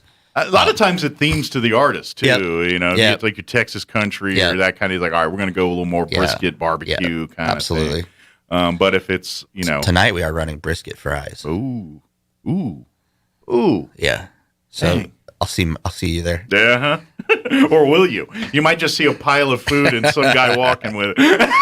Just rolling him out. That's right. Whoa. He's just a mysterious pile of food walking around on shoulders. Oh, that's funny. That's funny. But please, The Liberty Inc. Check it out. What's we got a couple minutes here for 2022. Anything far future you're kind of working on or things? I know we don't want to release things beforehand, but is there anything in the works that you think is going to be happening in 2022? We've got some cool stuff. We are going to be attempting some outdoor things. Okay. And so like some festivals and maybe some street parties or some things like that. So make it like a neighborhood event kind of thing. Very cool. But those are all kind of in the works. And and more to come. Obviously. More to come. So. Well, and that's the beauty because the Liberty is, and really Pecos Flavors Winery, they're both kind of in the Main Street corridor. They're kind of on the outskirts for Pecos Flavors. I still think we're in the downtown corridor on the winery. Well, I know the Liberty is. It's like right on the cusp there. But either way, but the part about that, it's great because right where the Liberty is, it's centrally downtown. Like if you have your like food crawls or event, like if you come out on a first Friday and they got the stuff going on there and then you go to Liberty, enjoy music and food there, it really can be just a fun night. You park the car behind the courthouse and just kind of hit the town and have fun there, and make your Liberty kind of your final night of your nightcap and hang out and do that. Totally. That's a perfect place to do that kind of stuff. Yeah, it's been fun. Sometimes whenever there's those like different festivals or whatever going around, usually I go by and check out the food trucks. Yeah. See what's going on. They get some good ones. Yep. See what's going on. I'll be like, oh, I've had that one. I haven't had that one. Yeah. Let's try that one. Yeah.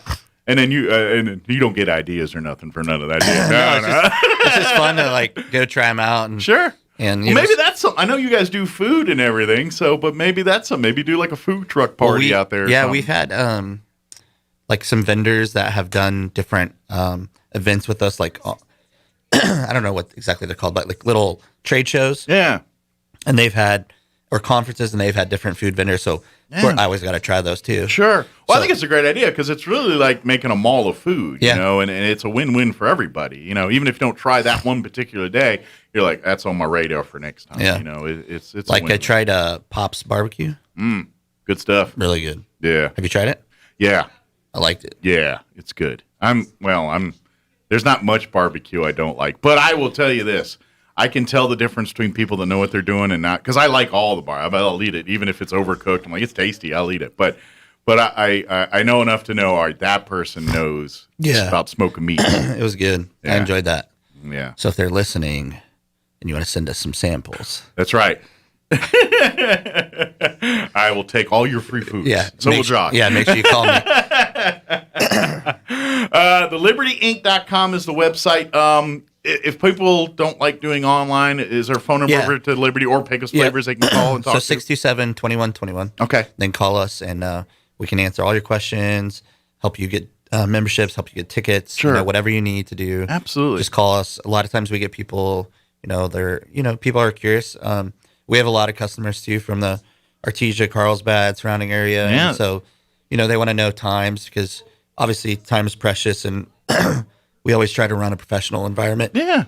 Excuse me. And, if we say that the show's going to start at 7:30, like we want the show to start at 7:30. Yeah, people want it to start then. Yeah. Because we respect and value everybody's time and travel and money. And so, there's a lot of people that just want to know what's going on. Like, if I get there at 6:15, can I still catch a show? Yeah. And so how much am I going to miss? Or what we answer a lot of those questions. And so there are no dumb questions, as your teacher used to say. Put it this way. There's no time's a bad time. No Yeah. time is a bad time to come to the Liberty. Because, Yeah. you know, if you're 15 minutes late, great. No problem. Come on in. You're going to have a good time. Yeah. I mean, you know, we work in a very crazy environment. Sure. So there are times that travel issues happen or Absolutely. things happen. So I'm not going to say it's always been perfect, but Sure. we try our best. And Logistics are logistics, and you can't do something about that. yeah. sometimes. And so sometimes those situations are out of our control, like we experienced recently. We were just talking about. But, Yeah. well, you're dealing with live people, and Yeah. with every time there's live people, there's room for error. room for problems and error and things. That's just what it is. I also want to don't forget Christmas shopping at the Pecos. I know we were talking about the baskets and everything, but even if you don't want to do baskets, you're just like, hey, I want to get somebody a bottle of wine, or I want to get somebody maybe a good memento from Southeast New Mexico. Yep, if you have yep. out of town friends and family, and you want to give them a taste of New Mexico. Pecos Flavors Wineries, guys. Yeah, we have a lot of gourmet New Mexico food products, a lot of just different wine related or kind of hospitality related products, as well as packaged beer and wine to go, as well as you can sit down and have a meal. And our entertainment schedule there is pretty light this month just because we're due to the nature of so many parties and whatever. But we are doing, we have Jazz with Trad. Okay. Every other Wednesday. So he comes in and he's from Rito, and he plays jazz. Nice. On Enjoy a Wednesday meal nights.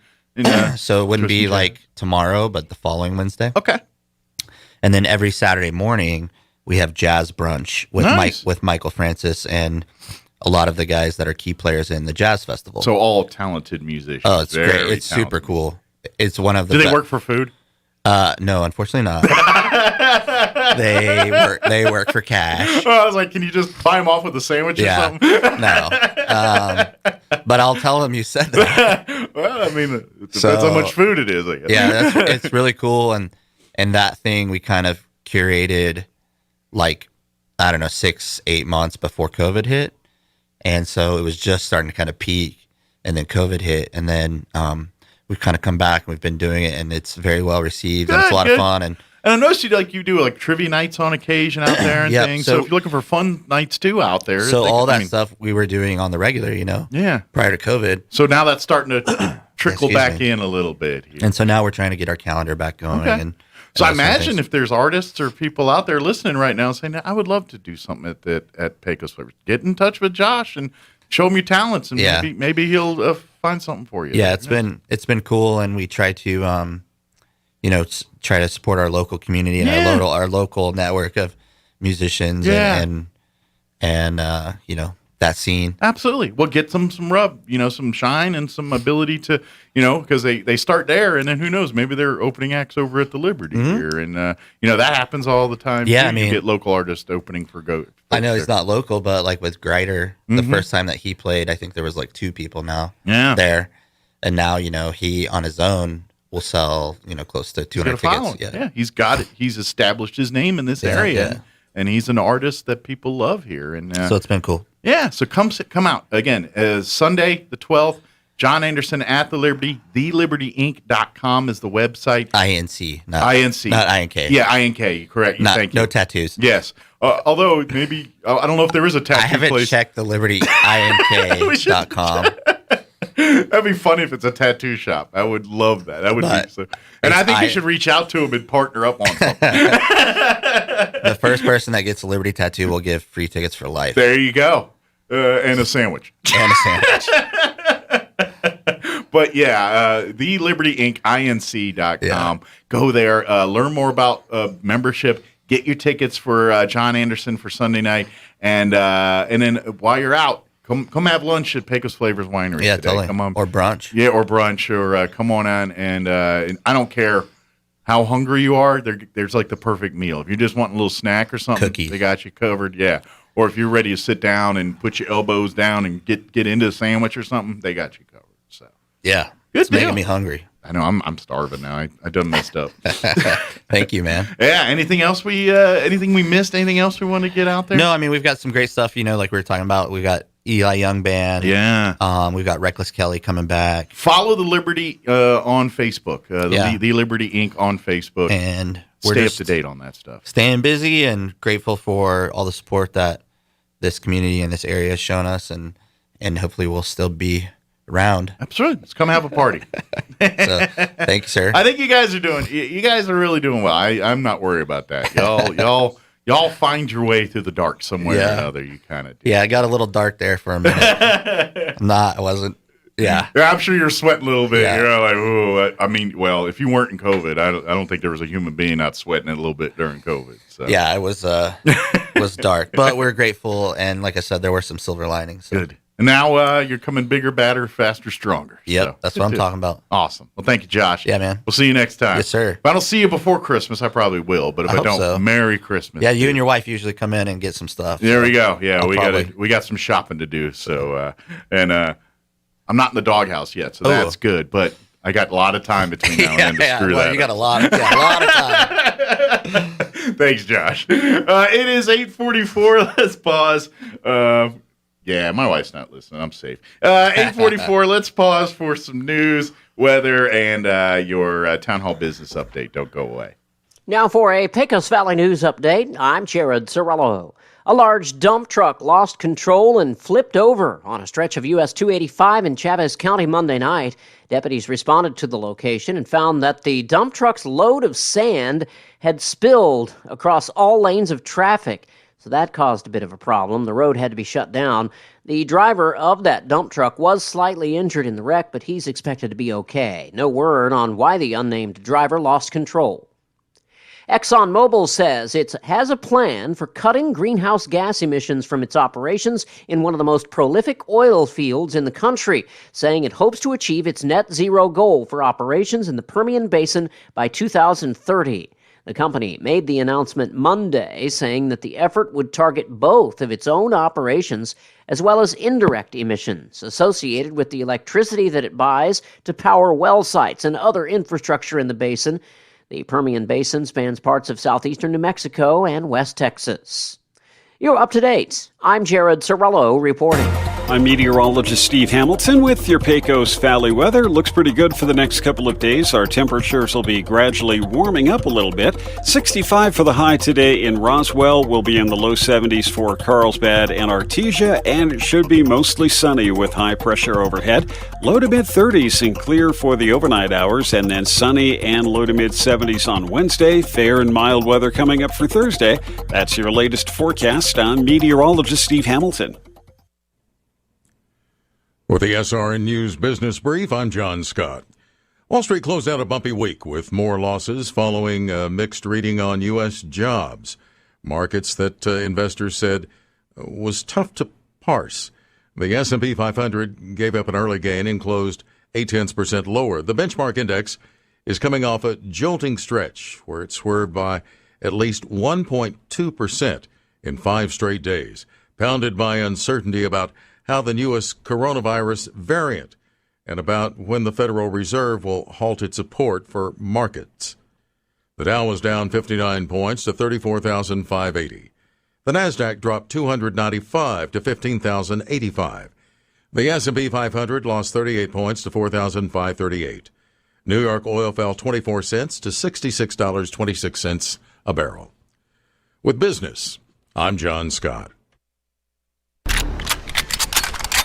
Up your spotting game with the help of Zia Guns USA in Roswell. Zia Guns USA is now an authorized full-line Tacticam dealer. The same scopes, cameras, and spotting equipment that the big boys use on TV. So now you can capture your hunt like never before. Zia Guns USA in Roswell also has a new shipment of knives by Benchmade and Case. Come check out the amazing selection for yourself. Take your hunt to the next level with Zia Guns USA in Roswell. Closed on Saturdays but open on Sundays at 1907 North Main in Roswell. It's back and just in time for Christmas. The Yucca Blossom Christmas Jamboree.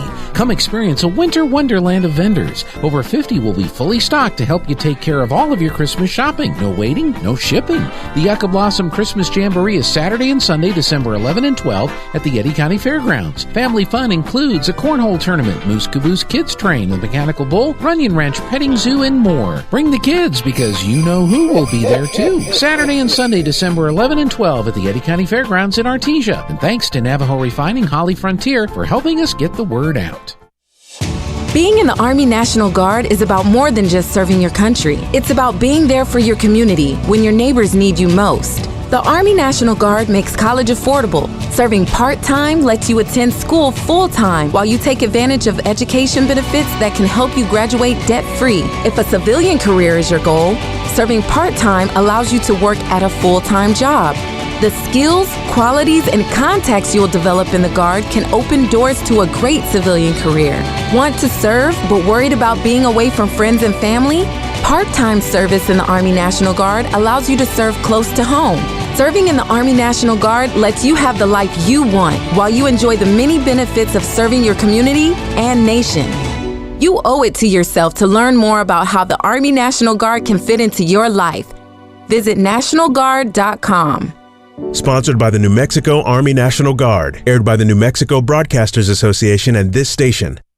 Looking for the perfect gift? Get them a shirt from Untuck It. Untuck It shirts are designed to be worn untucked. They're the easiest way to keep him looking sharp and feeling comfortable. You can't go wrong with their super soft flannels, wrinkle-free shirts, performance shirts with stretch, and cozy sweaters that are all perfect for right now. They even have a line for her. Find the perfect gift for every guy on your list at one of 80-plus Untuck It stores or at untuckit.com. Untuck It. Shirts designed to be worn untucked. More than 1 in 3 people will face cancer in their lifetime. Unfortunately, fear can stop you from getting your cancer screening, but it won't stop cancer. Early detection can save your life. Don't wait for symptoms to appear to act. Cancer screening is safe, effective, and accessible for everyone, including free or low-cost screening programs. Go to cancerscreeninfo.com right now for free screening resources and recommendations from the American Cancer Society. Don't wait. Early detection can save your life. Go to cancerscreeninfo.com today. cancerscreeninfo.com.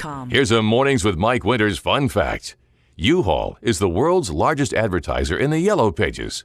Too bad millennials don't know what the Yellow Pages are. Here's Mike Winters. And good morning. It is closing in on 8:51. And stay tuned next hour. I'm going to have the folks from the Roswell Community Little Theater join us.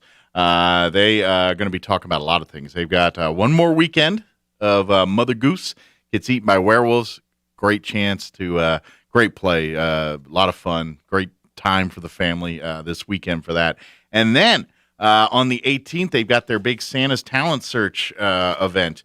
But they've got auditions that are going on tomorrow night. The Roswell Community Little Theater will be holding an additional audition date for Santa's Talent Search. It'll be held tomorrow, December 8th, from 6 to 8 p.m., at the Roswell Community Little Theater, which is located at 1717 South Union. The Santa's Talent Search is open to any family-friendly act, length between 3 and 7 minutes. Compete for over $1,200 in cash prizes, including 500 smackaroonies for first place. For rules and to apply, you can log on to the Roswell Theater website, roswelltheater.com, or you can email Santa's Talent Search at gmail.com to get information and applications there. But we'll talk more next hour with the folks from the Roswell Community Little Theater about that. Matter of fact, I didn't tell Tanner, so he might be slightly perturbed about this because I just decided to do it. Be my first caller right now, 575-578-1198. And I will give you, admit one, a free ticket to Mother Goose Gets Eaten by Werewolves. You just get one ticket because I want you to go and try it, but I want you to bring a friend and help the communal theater out. So I got one ticket here to go see it for free. Go see a show. If you've never seen one, this is a good one to see. Mother Goose Gets Eaten by Werewolves. It's fun, family-oriented, laughing. It's got, if you love Shrek, think of Shrek, a type of where the humor and stuff is appropriate for kids, but there's a lot of fun humor that adults will find funny too. You know what I mean? That's kind of more in that vein. So be my first caller right now, 575-578-1198. And I'm going to give you admit one pass to go see Mother Goose Gets Eaten by Werewolves. Good for you. You buy one more ticket, help out the meal, but it'll be good for either Friday night, Saturday night, or Sunday afternoon this weekend. 575-578-1198. Be my first caller. And I will give you one of these passes here to go see that. And then stay tuned next hour for that interview as we talk more about the Santa's Talent Search. We talk about Mother Goose Gets Eaten by Werewolves and all that. So, but yeah, my first caller, 575-578-1198. I'll give you a pass to go see it for free admittance for one into the play this weekend. And I you know, a lot of times they give you a pair tip, but it's a nonprofit. I think once you go to a show and you see what it's all about, you're going to be like, oh yeah, that's what they're doing here. This is really cool.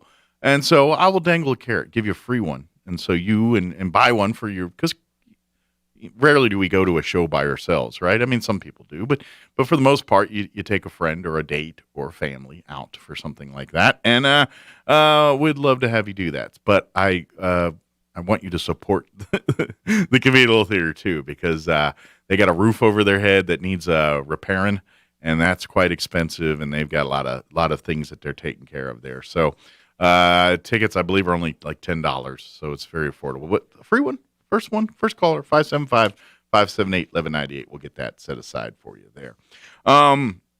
Speaking of shows and entertainment. There is a show I've been watching. I managed, don't tell no one, but I procured a Hulu password from my brother. He was wanting one of my passwords for I think Apple Plus, or he's on I think Disney. He uses my Disney, and he wanted my Apple Plus. And so I was like, oh, well, I don't have Hulu. I want Hulu, but I won't pay for Hulu. So I said, give me a Hulu password. So my brother and I did a trade. I don't recommend, pay your people, but I pay enough digital streaming services, and I give some to my brother. So you know what? He owes me. But anyway, I got Hulu off of him. And so I've been watching Hulu programming, which I haven't, other than, what you've watched on regular TV. I watch FX shows and things. So, but I've been really enamored with the FX on Hulu section. And there's only two shows that in the 3 weeks I've had Hulu, there's only been two shows I've checked out. There's going to be more. There's more on the way, and I got enamored with two of them, and the two shows are both FX on Hulu shows. They're comedies. One's What We Do in Shadows, which I think we've talked a little bit about on the radio. It's basically the premise of the show is it's a documentary following a family of vampires. And it's very much like the Best in Show, Christopher Guest, Spinal Tap, those style of movies. But it's a 30-minute show, and it follows vampires. It's a comedy. It's pretty funny, and I enjoy that one. The other show that I've been into is called Dave, and my brother said, check this one out. It's pretty funny, and the premise of the show is it's a guy who's a real life rapper. He's a white Jewish man. His name's Dave. But he's got, and it's him as a goofy white kid making it in the rapping world. It's a comedy. So it's not for kids. It is adult themed, adult humor, a lot of cussing, a lot of innuendo jokes, and not so innuendo, just plain out doing it. But anyway, it's a funny show. And I've been really into it. There's 2 seasons on Hulu right now, and I've got about 5 episodes left before I'm caught up. I guess there's a season 3. I don't know if it's come out yet. I guess not. If it's on Hulu, it's only 2. But anyway, I've been into that show. There's a couple others I'm wanting. Like there's I haven't watched it yet, but I've seen the advertisements and I checked out the trailer. There's a comedy, like a murder mystery comedy starring Martin Short and Steve Martin and some girl that's famous. I can't remember. I don't know what her name is, but she's famous, just not to me. But anyway, and basically it's almost like they're like Inspector Clouseau's. It's something happens at some hotel or whatever they're staying at, and so they're solving the mystery. But it looks like it's kind of set like if you like the movie Clue or that kind of comedy. Based on the trailer and everything, it looks very much in that vein. And of course, it has Steve Martin and Martin Short, so I'm down. Those two make me laugh. I've loved them since I was a child, and I make those movies. I love their movies. They make me laugh every time they do. So I'm in. I just haven't started yet, and I can't remember what it's called.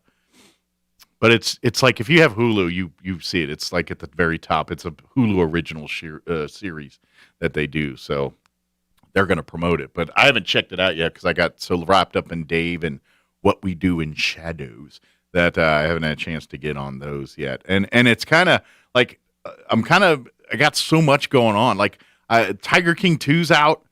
I've watched the first 2 episodes, and I'm going to finish it, but I ain't going to lie. It's not as fun as the first one.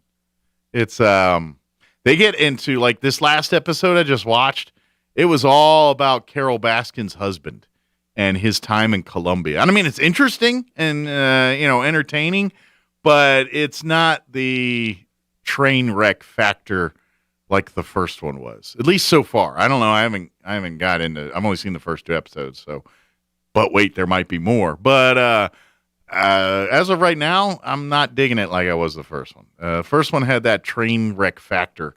This one, not as much. So I don't know. I'm going to finish it for the sake of, because I started it, but it's not nearly as good as the first one, in my opinion. All right. It is closing on 9 o'clock. Like I said, we'll have the folks in the Roswell Community Little Theater join us next hour. Town Hall News is up next. We'll be back on the other side of Town Hall News. Don't go away. You're listening to Mornings with Mike Winters. Talk radio has landed on the all-new 106.5 FM KEND Roswell.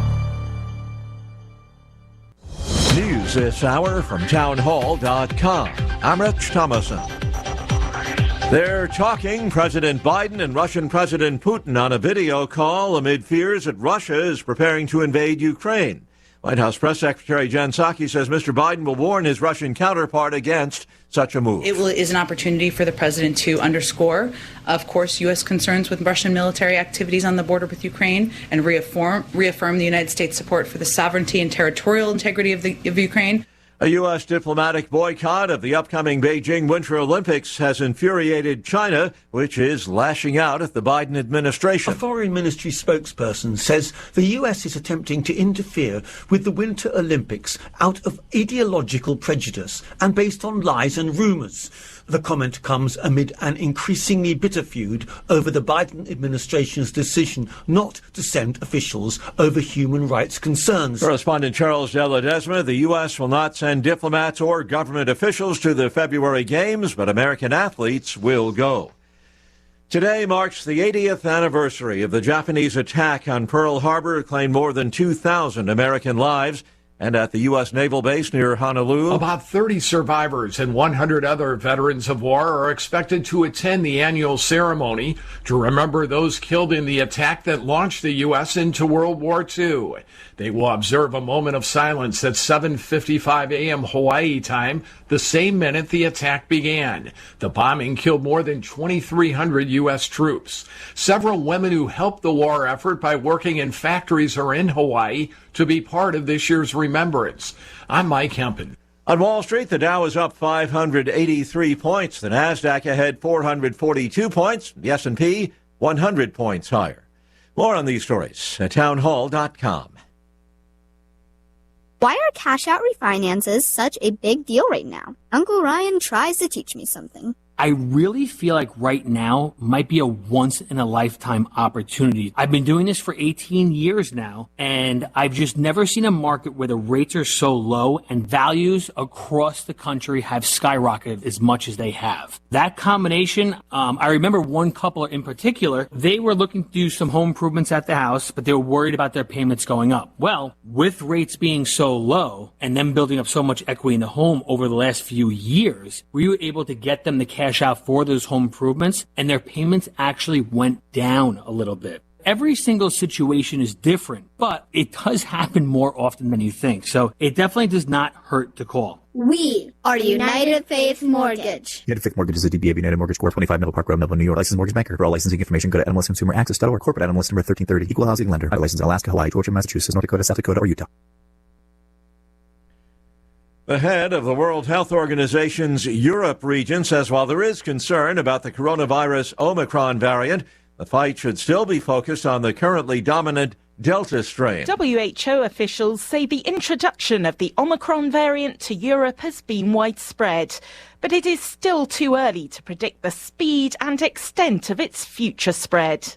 They want countries to concentrate on tackling the current Delta wave, which has seen deaths in the region double since September. The regional director, Hans Kluger, said mask wearing in Europe needed to improve dramatically. He said that compelling adults by law to get vaccinated should only be done when all other policy interventions had failed. And that is the BBC's Naomi Grimley. Israel announcing completion of an enhanced security barrier around the Gaza Strip aimed at preventing terrorists from sneaking into the country. Townhall.com. Global investors watching nervously as one of China's biggest real estate developers tries to stave off default on $310 billion worth of debt. Evergrande Group, which is scrambling to turn assets into cash, rattled financial markets Friday when it warned it might run out of money. It said missing a payment on bonds or other debts might trigger an avalanche of demands to pay other debts immediately. Economists say the ruling Communist Party can keep credit markets functioning but won't bail out Evergrande, which the central bank accused of borrowing recklessly. They say that would be the wrong signal at a time when Beijing is trying to force companies to reduce dangerously high debt loads. Jeremy House reporting. Republican Devin Nunes of California leaving Congress to join former President Trump's new social media concern. Nunes taking the job of CEO of the Trump Media and Technology Group. More on these stories. Townhall.com.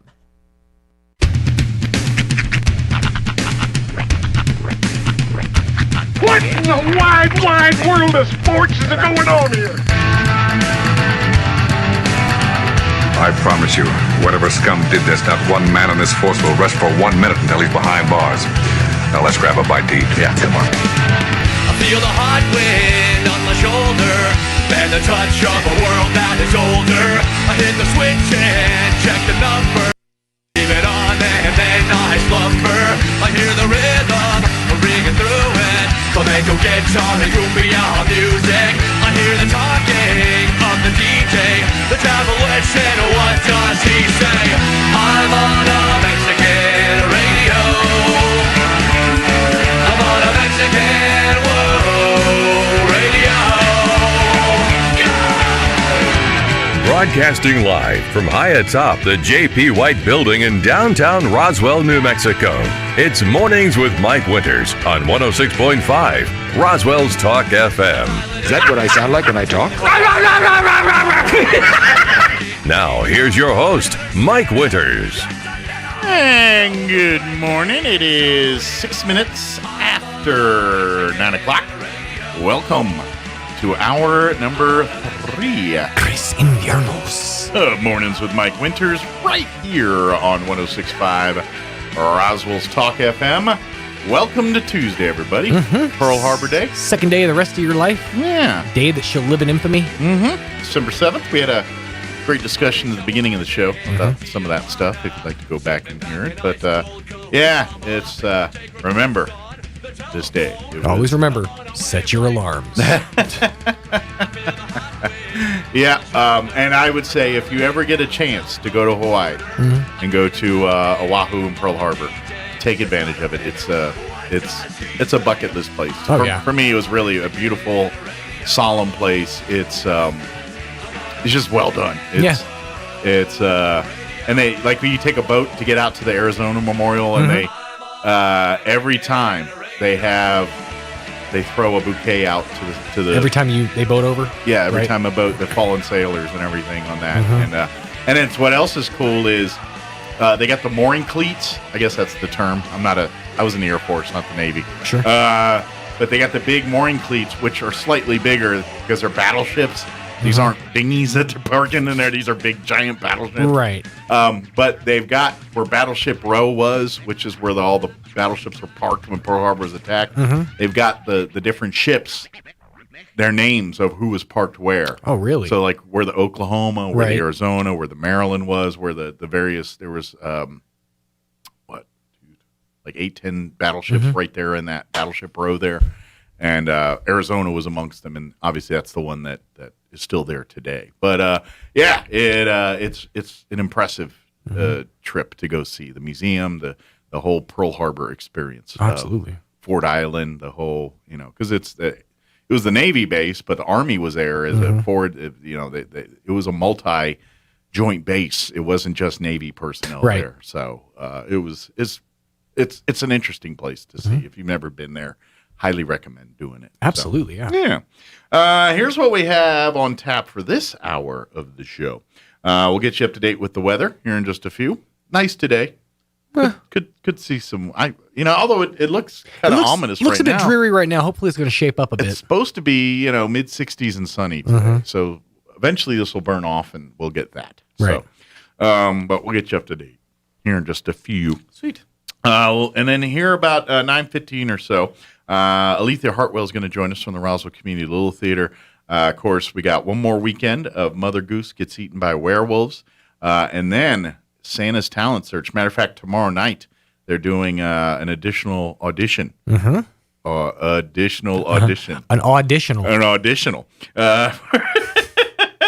For tomorrow evening from 6 to 8. So if you want to get in on Santa's Talent Search, by the way, they're going to give away $1,200 in cash prizes, including a big 5C note.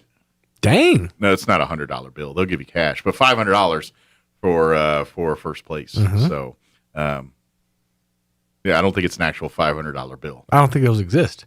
They do exist. I don't know if they're in circulation. No, I saw one time. I've only ever one time in my life seen it. I saw it like through footage. $1,000 bill. Yeah, the Treasury Department has like $1 million bills, but they're not in circulation. So, like, what's the point then? For their own accounting purposes, I'm guessing. The way they store money and move. I don't know the whole, but yeah, there's like $5,000 bills, $1,000 bills. I think there's $1 million bill, but those aren't in circulation. They're used at the Treasury Department for whatever they do. Set of 100 traditional $1 million bills. That's fake.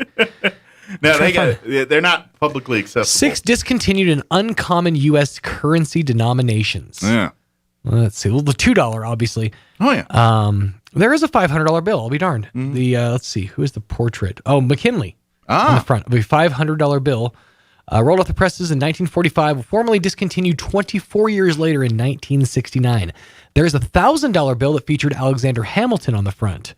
When someone presumably realized that it might be confusing to have the same former Secretary of Treasury on multiple denominations, Hamilton was replaced with another president, Grover Cleveland. Like its smaller cousin, the $500 bill, the $1,000 bill was discontinued in 1969, and like the $500 bill, the $1,000 bill would seem to have a lot more use now than it did back then. Yeah.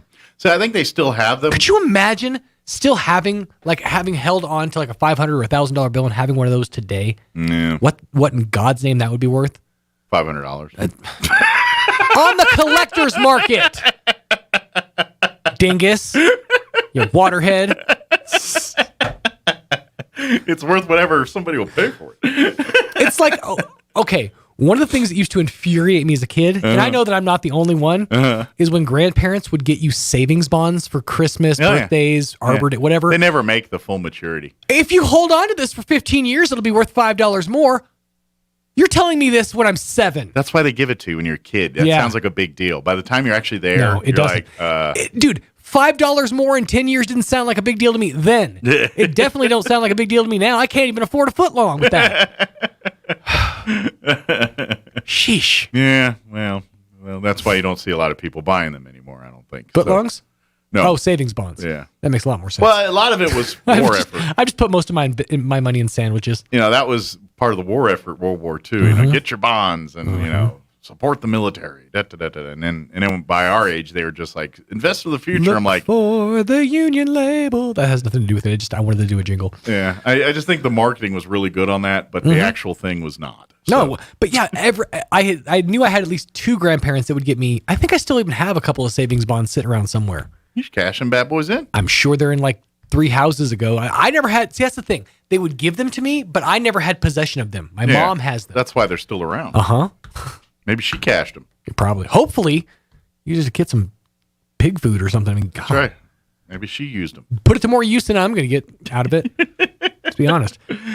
Maybe she paid for your glasses or something. I didn't realize that. I remember I got a $25 savings bond when I won the Pinewood Derby, like the regional competition to go to to go from Medill to Ardmore, which was like the next step up in the. I got like a $25 savings bond when I won. I'd go asking your mom about that. Where's that best saving bond? Yeah, what are you doing with that? Go hunt her down for this. $25.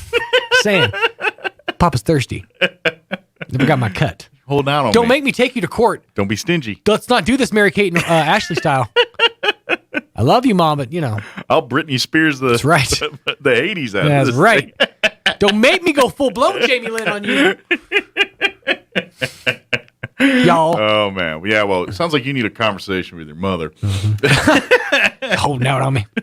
It is 8:13, actually 8:14. Let's go ahead and get you up to date on what they say is nice weather, but I ain't seen it yet. Don't you go lying to me. I think we might have to have a conversation with Mother Nature. Lawsuits. Anyway, here's your weather. I'm meteorologist Steve Hamilton with your Pecos Valley weather. Looks pretty good for the next couple of days. Our temperatures will be gradually warming up a little bit. 65 for the high today in Roswell. We'll be in the low 70s for Carlsbad and Artesia, and it should be mostly sunny with high pressure overhead. Low to mid 30s and clear for the overnight hours, and then sunny and low to mid 70s on Wednesday. Fair and mild weather coming up for Thursday. That's your latest forecast. I'm meteorologist Steve Hamilton. Thank you, Steve. And currently, 38 degrees. Did it get cooler? I think maybe a little warmer. 38 degrees here in Roswell. Humidity is at 36%. Winds are calm at the moment.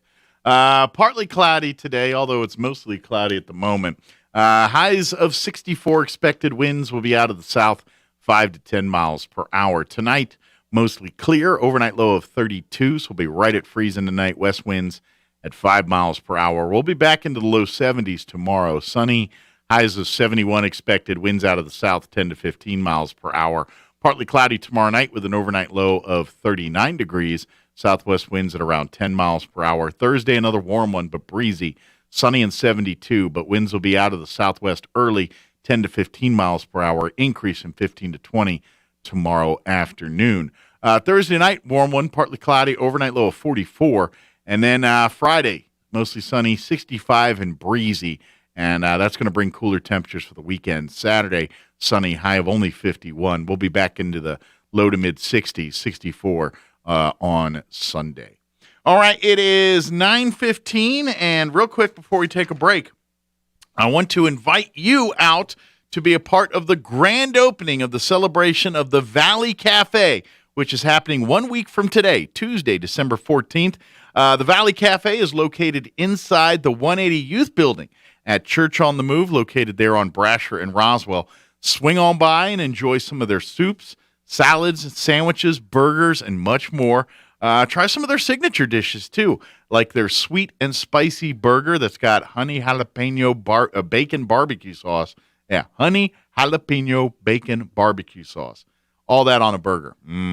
Or, if that's not your thing, maybe Chef Anthony Noble's fried avocados would light your fancy there. Or the Smotherman Burger with a creamy green chili sauce. Try that and more. If you need a morning pick-me-up, swing on by in the morning for a cup of coffee or a breakfast burrito on your way to work. It's the all-new Valley Cafe, open Monday through Friday, 7 to 3. Stop in for the big grand opening celebration December the 4th. And visit for breakfast, lunch, or even a snack after school. All right, it is 17 minutes after 9 o'clock. We're going to take a little over 3 minute break here. And then Alethea with the Roswell Community Little Theater will join us on the other side. Don't go away. You're listening to Mornings with Mike Winters. It's that time of year when your home is filled with friends and family. The perfect time for new furniture from Glenn's. Reinvent your living room with stylish power reclining furniture. Make room for the whole family with a big, beautiful dining table. Surprise your out-of-town visitors with new bedroom furniture. Glenn's has quality furniture you'll be proud of for years, and they'll deliver it for free. So hurry to Glenn's Furniture at the corner of Union and Alameda in Roswell. Glenn's, making the season bright and beautiful since 1953. A good night's sleep is so important. Did you know that proper sleep supports a healthy heart, decreases chances of weight gain, and and boosts a positive mood. Hi, this is Dr. Sarah Usher with Carabelli Dental. It doesn't matter your age, sleeping issues can make any of us reach for that all-day cup of coffee. If you know you are not sleeping because of severe snoring or sleep apnea, come visit us. We can make you a small oral appliance that will help you sleep better and live better. Come see the team at Carabelli Dental at the corner of 9th and Main in Roswell or call 622-4455. As a business leader, you want what's best for your employees. You want them to be happy, take pride in their work, and have access to better health. That's where we come in. Health plans from True Health New Mexico offer members access to over 10,000 providers in facilities throughout New Mexico. Many prescription drugs have $0 copays, and many plans cover behavioral health 100%. Be true to your company and to your employees. Visit TrueHealthNewMexico.com.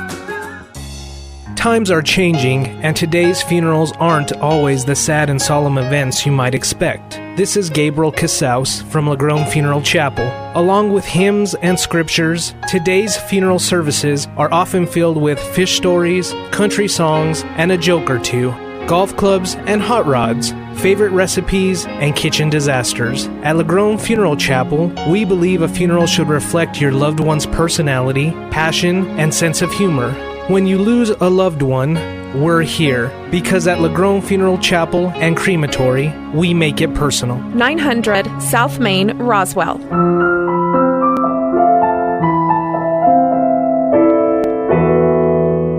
It's that time of year when your home is filled with friends and family. The perfect time for new furniture from Glenn's. Reinvent your living room with stylish power reclining furniture. Make room for the whole family with a big, beautiful dining table. Surprise your out-of-town visitors with new bedroom furniture. Glenn's has quality furniture you'll be proud of for years, and they'll deliver it for free. So hurry to Glenn's Furniture at the corner of Union and Alameda in Roswell. Glenn's, making the season bright and beautiful since 1953. Hey everyone, it's Big Nate with some big news. I'm going to be at the Yucca Blossom Christmas Jamboree this Saturday and Sunday. Come visit as we'll get to shop with over 50 vendors. It's perfect timing for your last minute Christmas shopping. So come out to the Eddy County Fairgrounds this Saturday and Sunday and join me, Big Nate, for all the fun. I'll be there from 9 to noon on Saturday and 11 to 2 on Sunday, right here on 92.9, The Brand, the Yucca Blossom Christmas Jamboree, this weekend at the Eddy County Fairgrounds in Artesia. Don't miss it. Here's a Mornings with Mike Winters fun fact. Turtles can breathe through their butts. We imagine you know some people who do that too, because that's where their heads reside. Here's Mike Winters. And good morning. It is 20 minutes after 9 o'clock, and joining us in studio this morning from the Roswell Community Little Theater, Alethea Hartwell back with us. Good morning. Good morning. How are you today? I'm doing good. Good deal. Well, how was weekend one of Mother Goose Gets Eaten by Werewolves? For those that missed it, the opening weekend was this past weekend. Right. And I saw a bunch of folks went out and talked about how much they loved the show, and so everything online looked great. How was the performances? A good turnouts, good performances, everything? Yeah, the performances were great. The actors, all of them were spot on. I think they got better every single performance, so that's really good. It promises to be very good this next weekend. Very good. Well, if you missed out and you're like, oh, dang, I wanted to do that, good news. You got a one more weekend opportunity here. This Friday night, this Saturday night, and then Sunday afternoon. We've got one more weekend of Mother Goose Gets Eaten by Werewolves. This is it, though. Yep. You can't do it. If you miss this weekend, you're out of luck. It's not happening. This is a great play for the whole family. I keep comparing it to Shrek. It's not the same story, obviously. Yeah. But as far as the style of humor, the way it's kind of written, it's very much in that vein of Shrek, where it's humor for the whole family, but there's enough humor that adults will find funny. It's not all kid humor. It's adult appropriate family humor is what I'm saying. Yeah. So very much like Shrek, So if you love that, this is going to be the perfect. If you've never been to live theater before or haven't been in a long time, and you have your preconceived notions of live theater and musicals, singing, all this is a good way to come back, because this isn't Gone with the Wind. This isn't Saigon. This isn't this is not a big, serious theatrical production. This is fun. This is people getting together, celebrating the holidays, having fun, telling a story to make everybody entertained. And that's what this weekend's all about. So come on out and enjoy it. Come enjoy the comedy, the fun, the hard work that these actors have put in to and I say actors, that's just scratching the surface. The set design crew, the costuming, the directors, everybody, the engineers, the sound, lighting, all of that,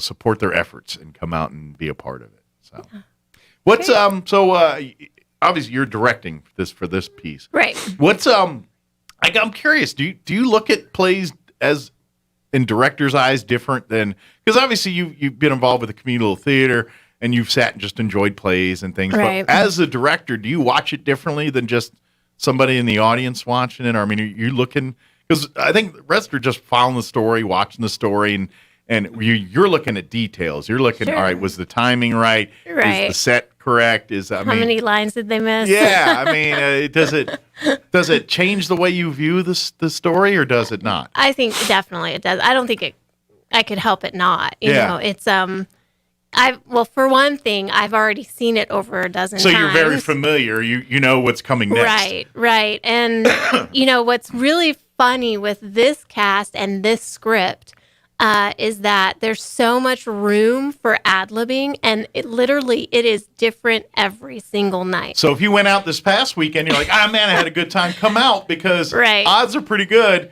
Even though the script's the same, the show will be different. Yeah, I mean, they're throwing all kinds of just gags in that weren't there in the script, and so it's really, really funny. And the more they do it, the more experience and the more comfortable they get with it, the more they're going to make it their own and do the things you're talking about. And you're like, that was really fun, but if I do this, it's going to make that laugh that much, So you're kind of getting, I don't want to say it this way because it really isn't, but a more polished. Like this weekend, it's like they've got more under their belt. They're more not that you didn't miss any, you didn't lose anything going last week. They had a great show. They did. Right. But what I'm saying is now they're a little more comfortable in their own skin, and so they're going to maybe push envelopes a little bit and try to. All right, how can I make the performance even better than my last one? And this is what they're doing. And the thing about actors, a lot of times, I mean, at least in community theater, we're always after the laughs. Sure. So we want to hear the audience laugh. Yeah. And so anything we can do on stage to make it more funny is what we're going to do. Well, it's very much like athletes in sports. Yeah. In that vein, as you feed off the crowd as an actor and as a performer, the way the crowd reacts to your performance is going to affect how the performance goes. Yeah. If you have a crowd that's laughing, clapping, cheering, slapping, people on stage are going to be like, "Ooh, we're having fun here." Right. If everyone looks like their best friend just passed away sitting out there, they're going to be like, "Man, tough crowd." And they're like, "Is any of the stuff I'm like, are they even watching what I'm doing?" And so that's going to, you know what I mean? So it's no different with athletes, Rockin' Stadium, the home team does better. If it's dead quiet, that home field isn't so advantageous. It's the same thing with acting. And so come out and enjoy the show and bring your family, bring your friends. Yeah. Have a good time. Come out Friday night or Saturday night or Sunday afternoon. 7:30 performances Friday and Saturday, a 2:30 Sunday afternoon. Quickest way to get tickets right now is go online to Roswell Theater. I always get the comms and ors messed up. .com, RoswellTheater.com, and theater spelled THEATRE, like live theater. And you can get tickets for that and learn more all about upcoming shows. Right. The Kids Arts Program, if you have children, you would love to learn more and be involved with that. That's a great program that's part of the Roswell Community Little Theater. You'll find more information about that there, too. And then, of course, if you'd like to be a member or be a part of the community theater as a player, as a stagehand, as something like that, or on the board or something, please reach out because all of that's needed to keep the 2022 and beyond seasons of the Roswell Community Theater. Right, for sure. One other thing I want to remind before we just start getting into weeds again here is coming up December 18th. Is the Santa's Talent Search Talent Showcase. This is the second annual, and this is an opportunity for you, the public, to show us what you got. If you love to perform, sing, dance, act, juggle, tell jokes, family, Recite a poem. Yeah, recite a poem. If you have an entertaining act that lasts 3 to 7 minutes, that's family friendly, you could win cash, cold hard cash. They're going to give away $1,200 in prize money, $500 to the first place winner here. Right. However, if you want to do this tomorrow night, you got to be out at the Roswell Community Little Theater. They're doing auditions from 6 to 8 tomorrow. Right. If you would like to be in the talent search, you need, if you didn't go to the first one, you need to come out tomorrow night between 6 and 8 and do your act here. And then we'll get the lineup. We'll do all the stuff. And there will be a rehearsal or two leading up to the actual 18th. Right. Just so you can get comfortable with the stage, get comfortable doing your act, making sure the other people kind of know the flow, the way, the judges, make sure the judges know their cues, know what they're supposed to be doing. It is a directed performance. So there's, anytime there's people, you gotta manage the logistics. So plus it gets you a chance to work on your talent, your act, and do all that. So because we want every single act to be wonderful and awesome, and everyone's just cheering and having a good time. So the actual event will be on December 18th at the Roswell Community Little Theater. But tomorrow night from 6 to 8 will be our final audition time for Santa's Talent Showcase. So if you can sing, you can dance, you can act, you can tell jokes, you can juggle. I've been saying it the whole time. If you watch America's Got Talent, a lot of those kind of things, but any of those acts they have to go outside for or light on fire or requires a ginormous tank of water or any kind of firearm, none of that. Keep it family friendly and safe. But yeah, if you got like a dance troupe that wants to do a dance routine, or maybe your office has a band that wants to compete, or maybe you have a little theater group that does skits and things that would like to perform a short play for somebody that's 3 to 7 minutes. Any of that, all's on the table here. Right. Whatever. Maybe you're just really good at doing juggling and contortion or something, and you're like, hey, I'm very flexible. I can do stretching and gymnastics or something. If it's a talent, the one thing I'm going to say no on is the water bottle thing. If you go up there and just throw a water bottle, I will not give that act any. You know what I'm talking about? Yeah. I'm sure you do. Every kid probably walks in. That is not talent. I'm sorry. That's something anybody can do in 1 to 5 minutes. But that's the idea. So tomorrow night, 6 to 8. Again, it's going to be at the Community Little Theater. It's on South Union, 1717 South Union. It's if you've been here a while, it's the old Park Twin Theater for folks. It's right there, kind of right behind the is it Icon or Epic Cinema 10, wherever they call that movie theater. Yeah, the movie theater. Yeah, right there by Farmers. It's right across the street from Dollar General on is that Hobbs, whatever. Yeah, Hobbs. Union or Hobbs whatever. and Union. Yeah, whatever that Corner road is Hobbs there. and Union. Yeah, so can't miss it. So come on out and come to the shows. Come out Saturday or Friday or Sunday for Mother Goose Kids. We're going to be giving away another couple passes or two here in the next couple days. So be listening for your chance of that. We've already given away some. I got about 4 left. So be on the lookout for more opportunities to win those too. So. Cool. What else is going on? What's kind of, other than getting ready for these plays and stuff, what's kind of going on at the theater here? Well, of course, we are raising money for our roof. Yes. Because we have a bad roof that needs to be repaired desperately. And so we're doing that, and we got a facelift on our building. We got a grant to do new doors. Oh, sweet. So the front of the building looks really nice. Nice. Yeah. Well, it would look nice before. It was just slightly dated because it's an old movie theater. Yeah. And but this is something, and this is when we talk about the roof here, the Roswell Community Little Theater, they're very fortunate because they're a community little theater program that really has a lot more than what a lot of community theater programs have. Yeah, we do. Rarely does a community theater have their own quality facility to do something. A 200-plus seat theater to do their shows anytime they want to. Most are beholden to a theater that's established for other things other than community little theater. Right. However, the converse of that is you got to pay for all that yourself. And ain't no one just going to come in and fix the roof. And let's face it, that's an old building. It's not new. It's been redone, remodeled, renovated. It's been overhauled multiple times. But that roof is needing to be replaced. And it costs a lot of money to replace a roof, especially on what's really a commercial building. It's not it's a like house. $60,000. So they've been raising money for that. Obviously, some of these fundraisers, the partnership with the Kiwanis on that, those have helped. Right. But that's not going to foot the whole bill here. So if you coming out to these shows help do that. If you'd like to become a member, that helps do that. Helps. If you'd like to donate direct, there is a link on the website. You can make a cash, say, hey, here's $100, put it towards the roof. I would love to do that.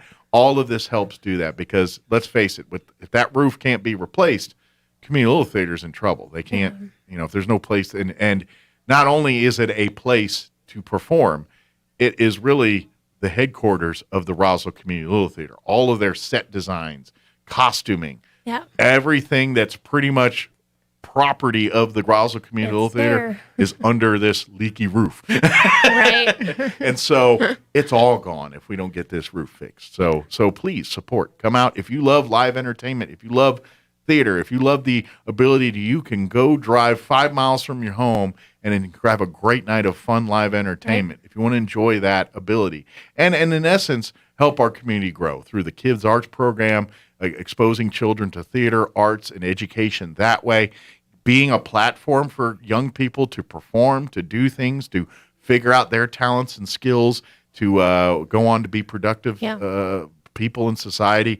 That's what the Community Little Theater is about. So when you support the roof, when you come out and enjoy people acting goofy on stage on Friday night or participate in the talent search here, that's what you're supporting. And by the way, big thank you to sponsors for the Santa's Talent Search. Yes. That $1,200 is all thank you to donations and sponsorship of the Santa. That Community Little Theater don't have $1,200 to give away for nobody. That was sponsors. That's all that sponsors. Did all that. Yeah. So big thank you to our sponsors. And I believe it's Roswell Ford and Berkshire. Berkshire Hathaway has always been involved. Is big, and then Anderson Bethany. Yeah, they've been very I think that's all of them. Helpful in the past and in the future, I'm sure, to the Roswell Community Little Theater. Absolutely. And without great businesses like that supporting, none of this would be happening. Right. So big thank you to them. Very true. And there's always room for more, by the way. If you're a business or organization and you're want to support the arts here and want to help continue to make it strong and grow here in Roswell, we'd love to partner with you too. There's lots of opportunities. Community Little Theater would love to sit down and work with you on business partnerships on any of that kind of stuff. I'm guessing at some point you're never opposed to renaming the theater to so-and-so theater if we had to. But it actually already has a name on it. Yeah, somebody sponsored when we bought that building. Oh, okay. A huge donation. Oh, so, cool. We should mark that a little bit more. We just call it the Community Little Theater building. Right. But please get involved. We'd love to have you. And then come and enjoy a show. Yeah. I guarantee you're going to come out having a good time if you go see Mother Goose Gets Eaten by Werewolves this weekend. Absolutely. You're going to go in there. I don't care what mood you're in. I don't care if you're bummed, tired, whatever, short on patience, whatever it is. Sit down. Hour and a half later, teeth out, laughing. You're going out of there. Your stresses have melted away. You're like, all right, let's go. And maybe go have dinner or go do something else with your family afterwards. Absolutely. And don't forget Santa's Talent Search. Right. Tomorrow, if you have not signed up to audition and be an act in the play and want to, your last opportunity is tomorrow night between 6 and 8 p.m.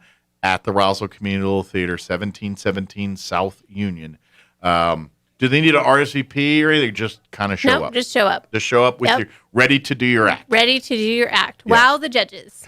Yes, exactly. That'll be 6 to 8 tomorrow.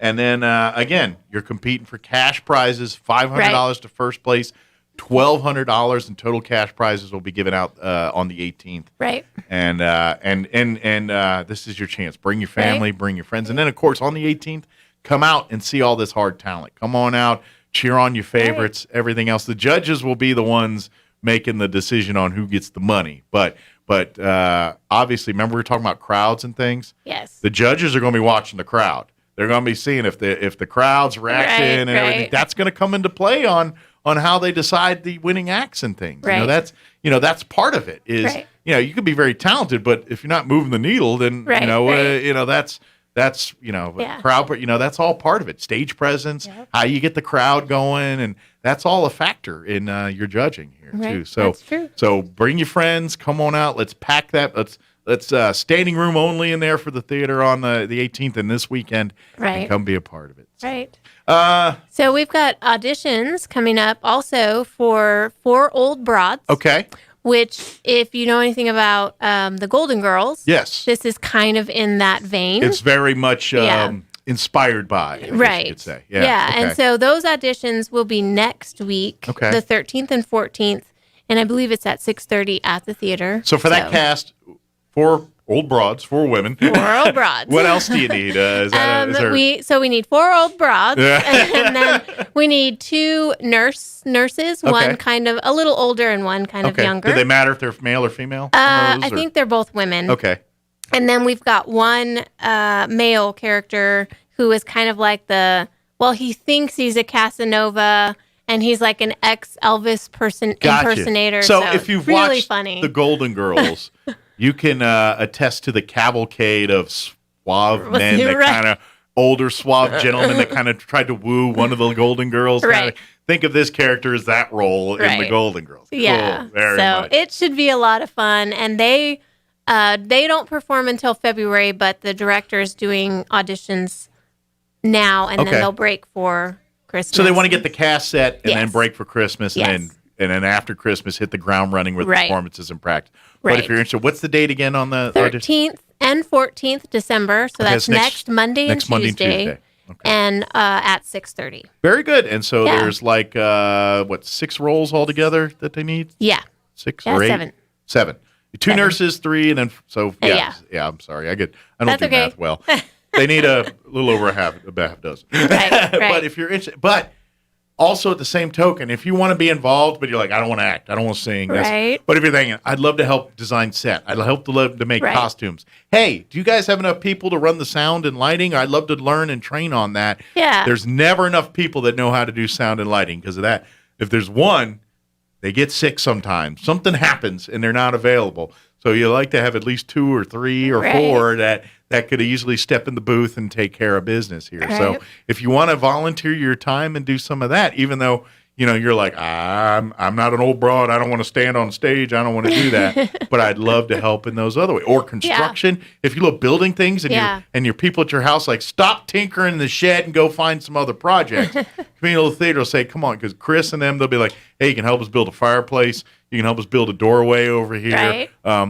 That's what they're looking for set design and things. So if you love doing that, come be a part of the communal theater and come out to the auditions for that. Come out tomorrow night and say it, whenever. Yeah. If you're like, hey, I don't want to be in the town showcase, but I heard on the radio, I'd love to lend my skills as a set designer or costume design. Right. I do a lot of sewing. I'd love to help there. Or hey, I'm a makeup artist. Can I help do makeup for people? They're always looking. And we have some great volunteers and help out with that stuff. But the more the merrier on that, really, because we don't want to overburden the few people that show up to everything. You know what I mean? Right. It's like, hey, we got a great makeup artist, but we don't want them. Oh, by the way, you got to be here 3 nights this week, 3 nights next week. Right. That's a lot of commitment for one person sometimes. Right. The more the merrier. Absolutely. Thank you. Yeah. What else? Do we get it all? I think we got it all. Down the road, we're doing Clue. So that'll be a big one. That's going to be a fun one. Be on the lookout. We're going to try to do a lot of around town parts. Yes. I don't know. I say we and all this. I've just heard. Right. I've heard some of the planning on that, and that's going to be a big deal. Look for a lot of town participation in the Clue one. We're hoping to play a Clue game with. Yeah. There's a clue for you. Yeah. But we'll make it a lot of fun, and that's communal theater. If you'd love to be a part of this, again, go to the website roswelltheater.com. That's spelled Theatre. If you don't remember any of that, just Google Roswell Communal Theater, Roswell, something like, and it'll pop right up. Don't forget, Roswell Communal Theater has a Facebook page. I highly recommend you like and follow that. That way you can stay up to date these auditions, Yeah. upcoming shows, anything the CAPS program's doing, Right. all of that shared through their Facebook. Everything, yeah. I forgot to mention we're doing another music event in February also, and that one is going to be a John Denver tribute. Oh, cool. Group. So that should be a lot of fun. And for folks that may not know this, of course, a lot of people say, "Yeah, I hear this every time." But John Denver he's here Roswell from Roswell. roots. He was born here. Yeah, his father served at Yeah. Walker Air Force Base or Roswell Army Airfield. I'm not sure what his time frame when he was there. Yeah, I'm not sure. And I think he was involved at NIMI. Yeah. Yeah. So John Denver knows a little bit about Roswell, or knew. He's no longer with us, but did. So come out, look for that show in February. Yep, that'll be in February. And then we've got improv again coming up. So the auditions, if you want to be involved in improv troupe, that will be December 20th. Oh, cool. At 7, also at the theater. So, very good. Again, lots of opportunities to just have fun. And of course, if you're hearing all this and say, "Hey, I've got ideas and things I'd love to do," please send a message to the Roswell Community Theater through their Facebook page. And that's a great way if you have questions or say, "Hey, I want to learn more about this," or "Can I get involved with this?" Just shoot a message to there. Someone will get back to you pretty quickly. So, and come on out this weekend. I'm telling you, you're going to love this show. If you're looking for a fun, good time, so much fun. Couple hours just laughing, escape from life, getting just a good time of, spending time with family, hanging out and enjoying a good, entertaining show. You're going to love this weekend show, Mother Goose Gets Eaten by Werewolves. Again, Friday night, Saturday night are both 7:30 p.m. performances. Then one final Sunday matinee performance, 2:30 this Sunday. Again, get all your tickets at roswelltheater.com. If you space out and remember, that's tonight, don't worry about it. Tickets will be available at the door, provided they didn't sell out. Usually they don't quite sell out, but they get pretty full in there. So if you can think about it, get your tickets in advance. That way you don't have to worry about it, and come on out and enjoy a great show. So I think it's $10 for tickets or something. $10, $8 for students, and seniors and group. Yeah, so very affordable. I think movies cost more now, don't they? It's been $10 for as long as I can remember. So we have not raised our prices in over. Like I don't even think you can go to a movie theater and see a movie for $10 anymore. I think ticket prices are over $10 now, aren't they? I don't know. I don't really go to the movies. I haven't been in a while either, but I think so. But I mean, by the time you get your popcorn, your drink, you're dropping whatever, $60 in there. And if there's 4 of you, it's expensive. Yeah. So this $10, you get in, have a great play, great fun night, and I guarantee there's not going to be one unhappy person when they leave. No. If you do, it's kind of your own fault. You're like way worse than Scrooge. Scrooge, the Grinch or Scrooge. Yeah, I mean, it's bah humbug. But definitely come. It's going to be fun. And then don't forget, tomorrow night, 6 to 8, if you're interested in being in Santa's Talent Search, be at the Roswell Community Theater. Get there close to 6. Like they're doing auditions 6 to 8. Right. Whenever you come. But just in case, get there. The earlier, the better. That way. Case, I mean, if there's a rush of people, want to make sure we get everybody there, and if we've got a door full of people, and I don't think it's going to be like that, but we want to make sure you've got ample time to do your acts and everything. So 6 to 8 tomorrow night at the Community Little Theater. Very good. Well, thank you, ma'am. Appreciate the visit. And, thank you. And break a leg this weekend. Thank you very much. And we will see you next time. Okay. All right. Thanks. We appreciate it. All right, it is 9:46. Let's pause for some news of the local variety. Sean Hannity update as well, Chavis County Sports update, and some commercials to pay for all of this food I've been talking about. All morning I've been talking about food, and I'm starving, so I'm going to go find some. Quick break. Now for a Pecos Valley News update, I'm Jared Cirillo. A large dump truck lost control and flipped over on a stretch of US 285 in Chaves County Monday night. Deputies responded to the location and found that the dump truck's load of sand had spilled across all lanes of traffic. So that caused a bit of a problem. The road had to be shut down.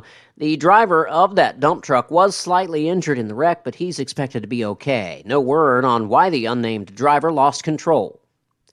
ExxonMobil says it has a plan for cutting greenhouse gas emissions from its operations in one of the most prolific oil fields in the country, saying it hopes to achieve its net zero goal for operations in the Permian Basin by 2030.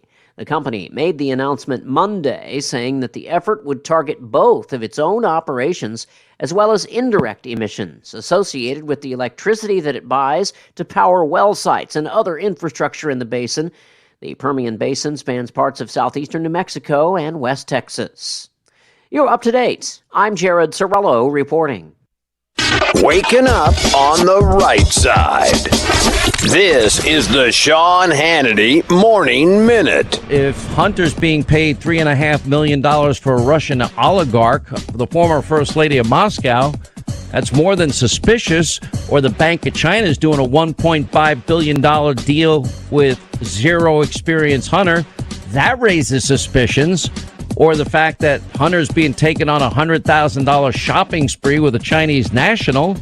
We've got information, email, evidence, proof. Tony Bobolinsky sitting in two separate meetings with Joe Biden talking specifically about making money with this Chinese energy company.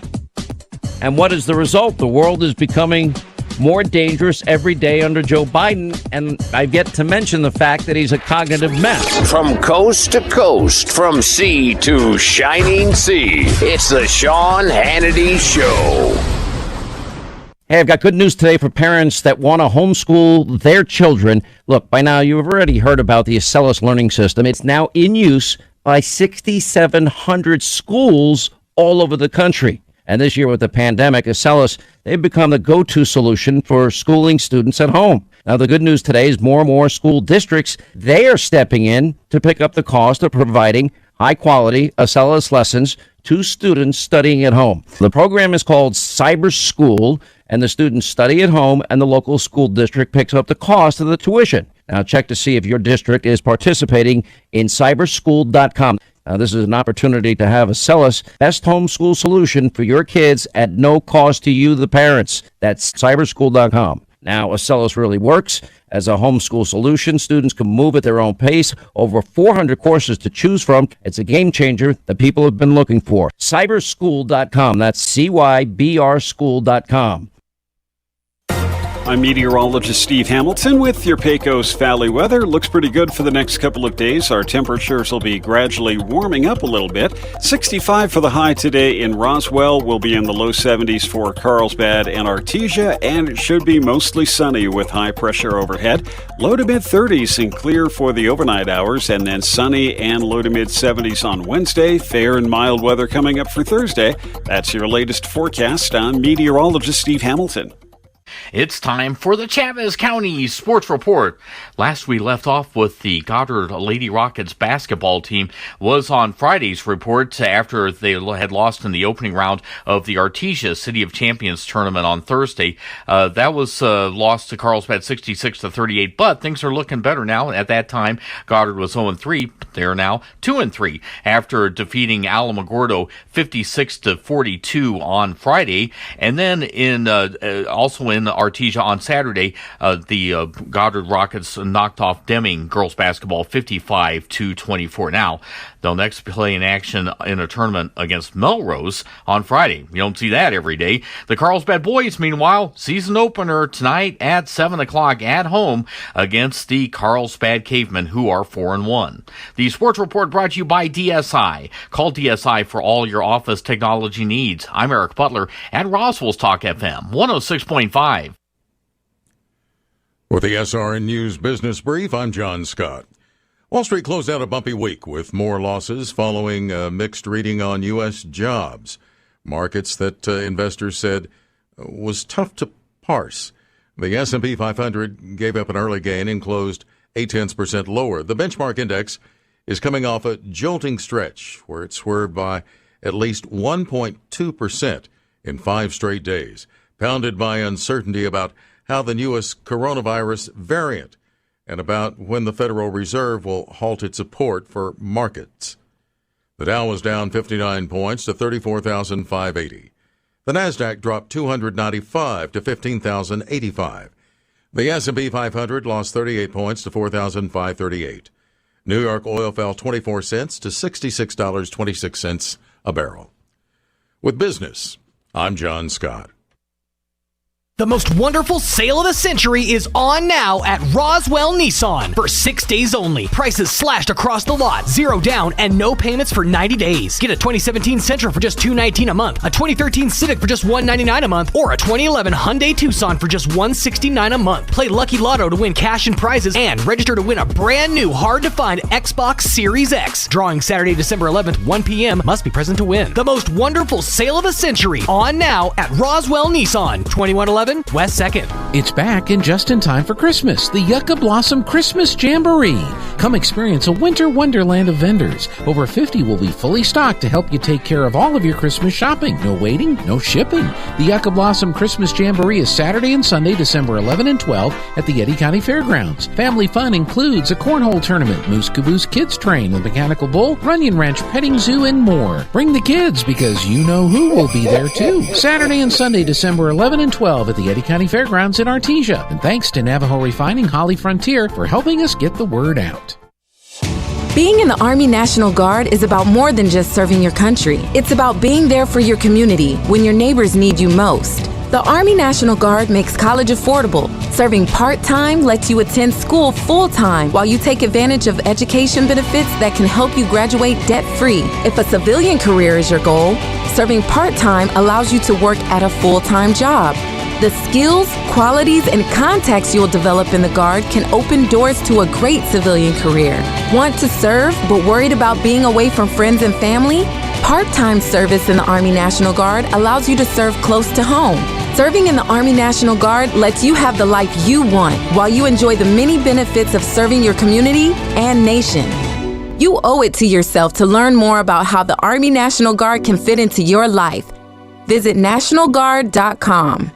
Sponsored by the New Mexico Army National Guard. Aired by the New Mexico Broadcasters Association and this station. Eastern New Mexico University basketball is back on the hardwood as they continue their home schedule versus Champion Christian Thursday, December 16th for Youth Day at 10 a.m. and noon. And the men's team takes on Cameron University Saturday, December 18th at 4 p.m. You don't want to miss out on all the high-flying excitement as the men's and women's teams begin their journeys towards a Lone Star Conference Championship and postseason play. Tickets are only $5 for adults. Kids 8 and under are free. Visit GoEasternAthletics.com for more information. ENMU men's and women's basketball, all in. Looking for the perfect gift? Get them a shirt from Untuck It. Untuck It shirts are designed to be worn untucked. They're the easiest way to keep him looking sharp and feeling comfortable. You can't go wrong with their super soft flannels, wrinkle-free shirts, performance shirts with stretch, and cozy sweaters that are all perfect for right now. They even have a line for her. Find the perfect gift for every guy on your list at one of 80-plus Untuck It stores or at untuckit.com. Untuck It. Shirts designed to be worn untucked. More than 1 in 3 people will face cancer in their lifetime. Unfortunately, fear can stop you from getting your cancer screening, but it won't stop cancer. Early detection can save your life. Don't wait for symptoms to appear to act. Cancer screening is safe, effective, and accessible for everyone, including free or low-cost screening programs. Go to cancerscreeninfo.com right now for free screening resources and recommendations from the American Cancer Society. Don't wait. Early detection can save your life. Go to cancerscreeninfo.com today. cancerscreeninfo.com. Here's a Mornings with Mike Winters fun fact. Alaska is the only state name that can be typed on one row of keys. Go ahead and try typing the other 49 states. We'll wait.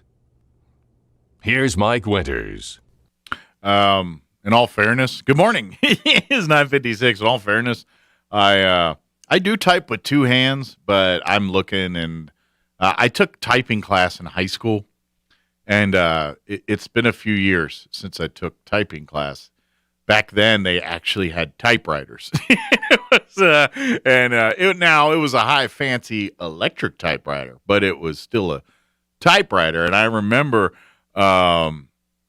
these were highfalutin ones that had autocorrect, so you could it had a little whiteout or whatever that loaded in it or whatever, and then you could hit a back button and it would, if you made a mistake, which, that's kind of before normally kids back in the day when you typed, you made a mistake, you had to get your white over the mistake and then retype over what you did. And hopefully you lined it up right to get it typed over there. Now with that autocorrect, it wasn't called autocorrect, but there you could go back and read it and then you could type over it and fix it. But anyway,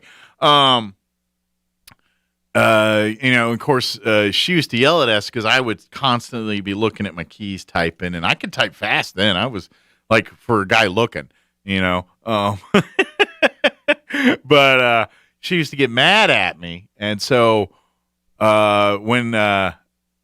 whenever it was time to do like our typing drills and all that stuff to work up your speed and all that, she would always go to my keyboard and tape a piece of paper over and so I had to stick my hands under the paper and like a little blanket so I couldn't see what my hands were doing, and then type. And I didn't do so well.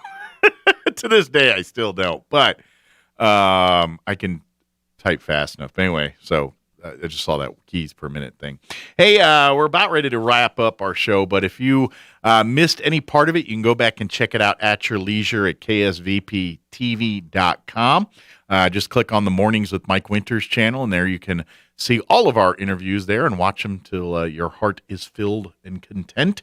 But this morning we had, in the 7 o'clock hour, we had Robert Sherman join us with the Walker Aviation Museum. Gave us an update on what's happening there at the museum. Obviously, today being December 7th, we talked a little Pearl Harbor Day with Robert there. In the 8 o'clock hour, we had Josh Ragsdale join us from the Liberty and talked about big John Anderson concert happening on Sunday, being a member at the Liberty and some of the things they've got coming up there. And, of course, Pecos Slivers Winery as well. We talked a lot about what's happening over there, too. So I invite you to check that interview out when you get a chance. And then finally, this hour, we had Lethea Hartwell join us from the Roswell Community Little Theater talking about the final weekend of their show, Mother Goose Gets Eaten by Werewolves. That's this Friday, Saturday night, 7:30 p.m., and then Sunday matinees at 2:30 this weekend. And then, of course, their Santa's Talent Search happening on December 18th. They're having their final audition for that tomorrow night between 6 and 8. $500 to the first place winner of the talent search, over $1,200 in prize money be given away during that. So chance for you to check that out. All right, we got to go. Have an awesome day. We'll talk to you tomorrow. Here's a Mornings with Mike Winters fun fact. The Procrastinators Club of America